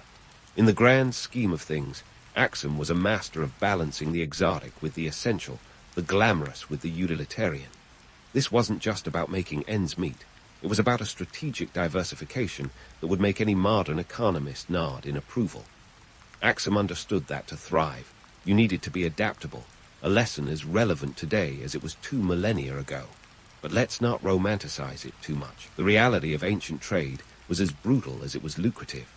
Pirates, storms, and political turmoil were constant threats. Imagine trying to conduct a business meeting while your competitors are literally trying to sink your ship. The stakes were high, and the margins for error were razor-thin. But Axum thrived in this volatile environment, proving that it wasn't just about having resources. It was about knowing how to wield them. This brings us to the kingdom's role as a cultural and religious melting pot. With traders from all over the ancient world passing through, Axum became a hub for not just goods but ideas. This was a place where Greek, Roman, and Indian influences mingled, creating a rich tapestry of culture and thought. It was like the ancient version of New York City, a vibrant, bustling metropolis where anything seemed possible. In short, Axum's trading network was a marvel of ancient ingenuity, a testament to the kingdom's ambition and vision. It wasn't just about accumulating wealth, it was about shaping the very fabric of the ancient world. And as we leave this part of the story, remember, Axum was a kingdom that dared to dream big, proving that even in the ancient world, the sky was not the limit, it was only the beginning. And speaking of dreaming big, let's dive into the nitty-gritty of how Axum managed the political juggling act that came with running a trading empire.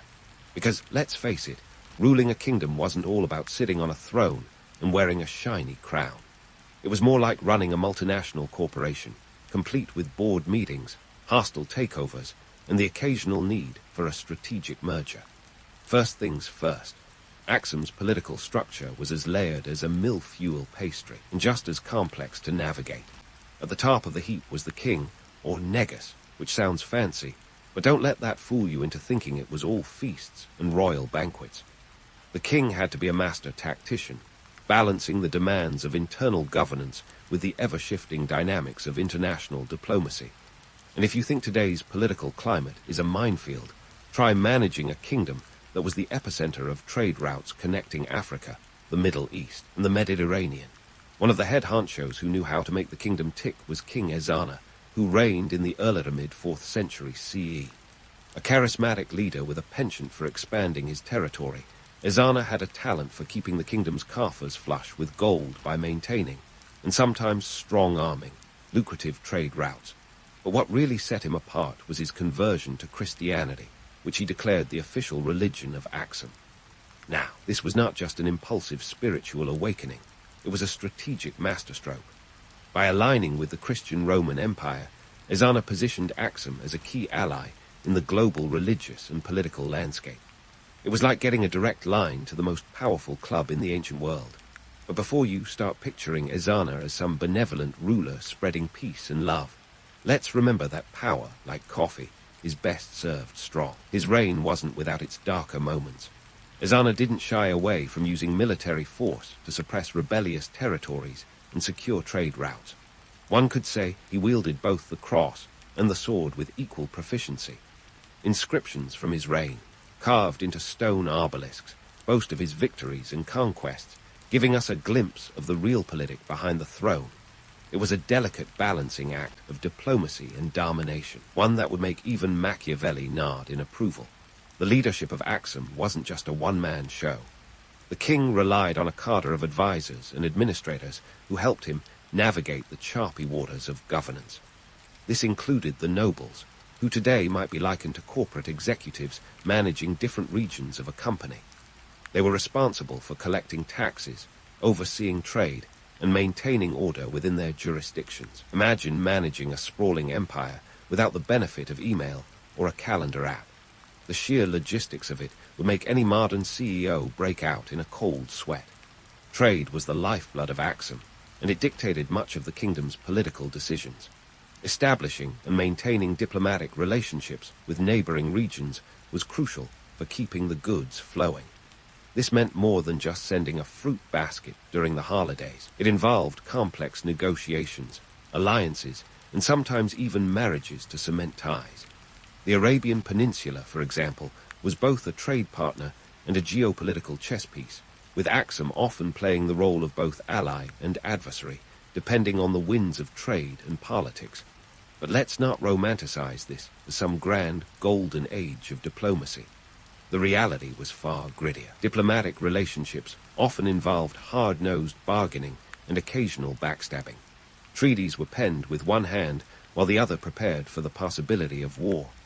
The political landscape was as unpredictable as a Game of Thrones plot twist, with alliances shifting faster than you could say diplomatic immunity. This was not a world for the faint-hearted. It was a crucible where only the shrewdest survived. Another myth worth busting is the idea that ancient monarchies were all about glory and grandeur, with rulers living in opulent palaces surrounded by sycophants. While Axum had its share of wealth and splendor, the reality of ruling was often far from glamorous. The king had to deal with the mundane realities of governance, from managing famines to quelling uprisings. And let's not forget the ever-present threat of assassination, a constant reminder that the crown came with a hefty price. So, as we peel back the layers of Axum's political structure, it becomes clear that the kingdom's success wasn't just a matter of having a charismatic leader or a favorable location. It was the result of a well-oiled machine of governance, driven by a combination of strategic diplomacy, military might, and economic savvy. The rulers of Axum understood that power was not a static possession, but a dynamic force that required constant attention and adaptation. As we wrap up this chapter on Axum's political landscape, remember that the kingdom was a complex organism, not a monolithic entity. Its rulers were as human as the rest of us, grappling with the same challenges of leadership that persist today. So, the next time you hear the word monarchy, think beyond the crown and the scepter. In Axum, as in any other great civilization, it was the gritty, often unglamorous work behind the scenes that kept the engine of empire running. And as we move forward in our exploration of this fascinating kingdom, let's keep in mind that the story of Axum is far from over. And speaking of stories far from over, let's dive into the cultural kaleidoscope that was the kingdom of Axum. If you thought globalism was a 21st century innovation, think again. Axum was the ancient world's version of an international food festival, but instead of fusion tacos and sushi burritos, it was a blend of customs, languages, and religions. This wasn't your average melting pot. It was more like a cultural fondue, stirring together indigenous African traditions with influences from the far-flung corners of the ancient world. At the heart of Axum's cultural identity was its role as a bustling trade hub. Picture the Red Sea as the Silk Road's aquatic cousin, a vital corridor that ferried not just goods but ideas and customs, with traders zipping in and out from across the Mediterranean, the Arabian Peninsula, and even India. Axum became a cosmopolitan crossroads. This constant influx of foreign traders meant Axumites were no strangers to cultural exchange.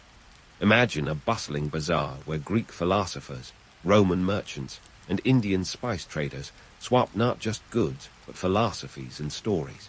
It was like a TED talk with camels. One of the most striking aspects of Axum's cultural landscape was its language. The kingdom spoke jazz, a Semitic language that was as fluid and adaptable as the people who spoke it. With roots in the Sabaean script from southern Arabia, jazz was the linguistic love child of African and Arabian influences. But wait, there's more. The script used to write jazz was an abugida, a script system where each character represents a consonant-vowel pair. This linguistic innovation was the ancient equivalent of texting shorthand, making communication efficient and versatile, a necessity in a kingdom where keeping up with trade deals was as crucial as checking your Instagram feed. Religion in Axum was another arena where cultural blending was on full display. Before King Ezana's famous switch to Christianity in the 4th century CE, Axum practiced a polytheistic religion, worshipping a pantheon of deities including Maram, the god of war. But Axumites weren't picky. They incorporated elements of Judaism and local animistic traditions, showing they were less about dogma and more about spiritual pragmatism. With Christianity's arrival, Axum didn't just flip a switch and forget its roots. Instead, it crafted a unique Christian tradition that blended indigenous practices with new beliefs, making it one of the earliest Christian states in the world. This was no small feat. It was like mixing oil and water, yet Axum made it work, proving that faith, much like trade, thrives on adaptation. Now, let's bust a myth that often gets thrown around like confetti at a history conference. The idea that Axum was this isolated African kingdom, untouched by the broader world. That's like saying New York City is just a quiet little town. Axum was a cultural sponge, absorbing and integrating influences with the finesse of a DJ mixing tracks at a festival. Coins minted in Axum bore inscriptions in Greek, showcasing the kingdom's ties with the Hellenistic world. This wasn't just a nod to international trade partners. It was a declaration of Axum's place in the global economic and cultural tapestry. And let's talk about fashion, because why not? Axumite attire was a visual testament to the kingdom's cultural diversity. The noble and wealthy adorned themselves in garments made from fine Indian cotton and Arabian silks, a sartorial statement that shouted, "I'm worldly," from every hemline. These clothes weren't just practical, they were political. Wearing foreign textiles was a way to flaunt one's connections and influence, like the ancient version of Instagramming a picture of your latest luxury vacation. In Axum, the blending of cultures extended into every facet of daily life, including architecture. The kingdom's monumental stelae, towering obelisks etched with intricate carvings, were not just feats of engineering. They were a visual declaration of Axum's artistic prowess. These structures combined African motifs with influences from the Mediterranean and Arabian worlds, standing as silent, stone witnesses to the cultural exchanges that defined the kingdom. Socially, the kingdom's trading success had a profound impact on Axumite society, creating a merchant class that wielded significant influence. This new economic power dynamic transformed societal norms, challenging the traditional hierarchy. Merchants, once seen as mere traders, became key players in the political and social arenas. Think of them as the venture capitalists of the ancient world. Their wealth allowed them to patronize the arts, fund religious institutions, and even sway political decisions, making them indispensable to the kingdom's social fabric. Now, before we get too starry-eyed about this cultural utopia, let's ground ourselves with a dose of reality. Axum's cultural exchange wasn't always harmonious. Tensions flared, just as they do in any society undergoing rapid change. The influx of foreign ideas sometimes clashed with traditional values, creating friction that had to be managed with the delicate diplomacy of a tightrope walker. It was a constant balancing act, ensuring that the kingdom's cultural evolution didn't lead to social upheaval. Despite the challenges, Axum's ability to integrate diverse influences was a testament to its resilience and adaptability. It was a kingdom that thrived on complexity, where identity was fluid and multifaceted. Axum showed the world that cultural diversity wasn't a weakness but a strength, a lesson as relevant today as it was 2 millennia ago. In the grand scheme of things, Axum's cultural tapestry was as vibrant and intricate as the trade routes it dominated. It was a kingdom that understood the value of openness, where the exchange of ideas was as important as the exchange of goods. So, as we wrap up this exploration of Axum's cultural and social dynamics, remember that this was more than just a kingdom. It was a testament to the human drive for connection and understanding. And as we prepare to uncover more about this fascinating civilization, let's keep in mind that Axum's story is far from over. The kingdom's legacy of cultural fusion and resilience continues to echo through history, reminding us that even in a world of constant change, there is beauty in diversity. And speaking of stories that resonate through the ages, let's shift gears to the decline of Axum, a saga that's as filled with intrigue and complexity as a Netflix drama. The kingdom of Axum, after its meteoric rise, didn't just fade away quietly into the annals of history. No, its decline was a slow unraveling, a tapestry coming undone thread by thread, influenced by a cocktail of internal missteps and external pressures that would give any modern CEO a headache. Let's start with the internal factors. By the 7th century, Axum was feeling the pinch in its purse strings. The once golden trade routes that had filled its coffers were becoming less reliable than a used car salesman's promises. Part of the issue was over-reliance on agricultural wealth. Climate changes led to soil depletion, and when the rains stopped coming, the agricultural output took a nosedive. Imagine trying to run a kingdom when the breadbasket is more like a breadcrumb. Famine was not just a bad dream, it was a harsh reality, and it knocked on Axum's door like an unwelcome relative. But the internal turmoil didn't stop at the dinner table. Political fragmentation within the kingdom saw regional governors vying for power like contestants on a reality TV show. This infighting weakened the central authority, and without a unified front, Axum was like a ship without a rudder, drifting dangerously close to rocky shores. It's the age-old tale of divide and conquer, except here the kingdom was doing the dividing all by itself. Now, let's stir in the external factors for good measure. The rise of Islam in the Arabian Peninsula was a game-changer. By the 7th century, Islamic caliphates were expanding faster than a viral meme, and they controlled the Red Sea trade routes that were Axum's lifeline. Axum found itself sidelined, no longer the belle of the ball in the trade world. It was like being downgraded from first class to coach, with no complimentary peanuts in sight. This geopolitical shift forced Axum to look elsewhere, but by then, the damage was done. The global trade network had new players, and Axum was left holding the short end of the stick. Moreover, military pressures from neighboring kingdoms and nomadic tribes were as persistent as a telemarketer at dinner time. The Bedja, a nomadic group from the north, were particularly pesky neighbors. They pressed into Axumite territory like they were looking for sugar in the neighbor's pantry. The constant raids drained resources and morale, further stretching the kingdom's capacity to maintain control. Amidst all these challenges, Axum's decline wasn't a dramatic collapse, but a slow retreat into the shadows. By the 10th century, the once mighty kingdom had receded into the highlands of modern-day Ethiopia, its grandeur now the stuff of legend. But let's bust the myth right here. Axum didn't vanish like an ancient Atlantis. It transformed, adapting to new realities, though on a much reduced scale. The romanticized narrative of a sudden fall is as misleading as a movie trailer that shows all the best parts.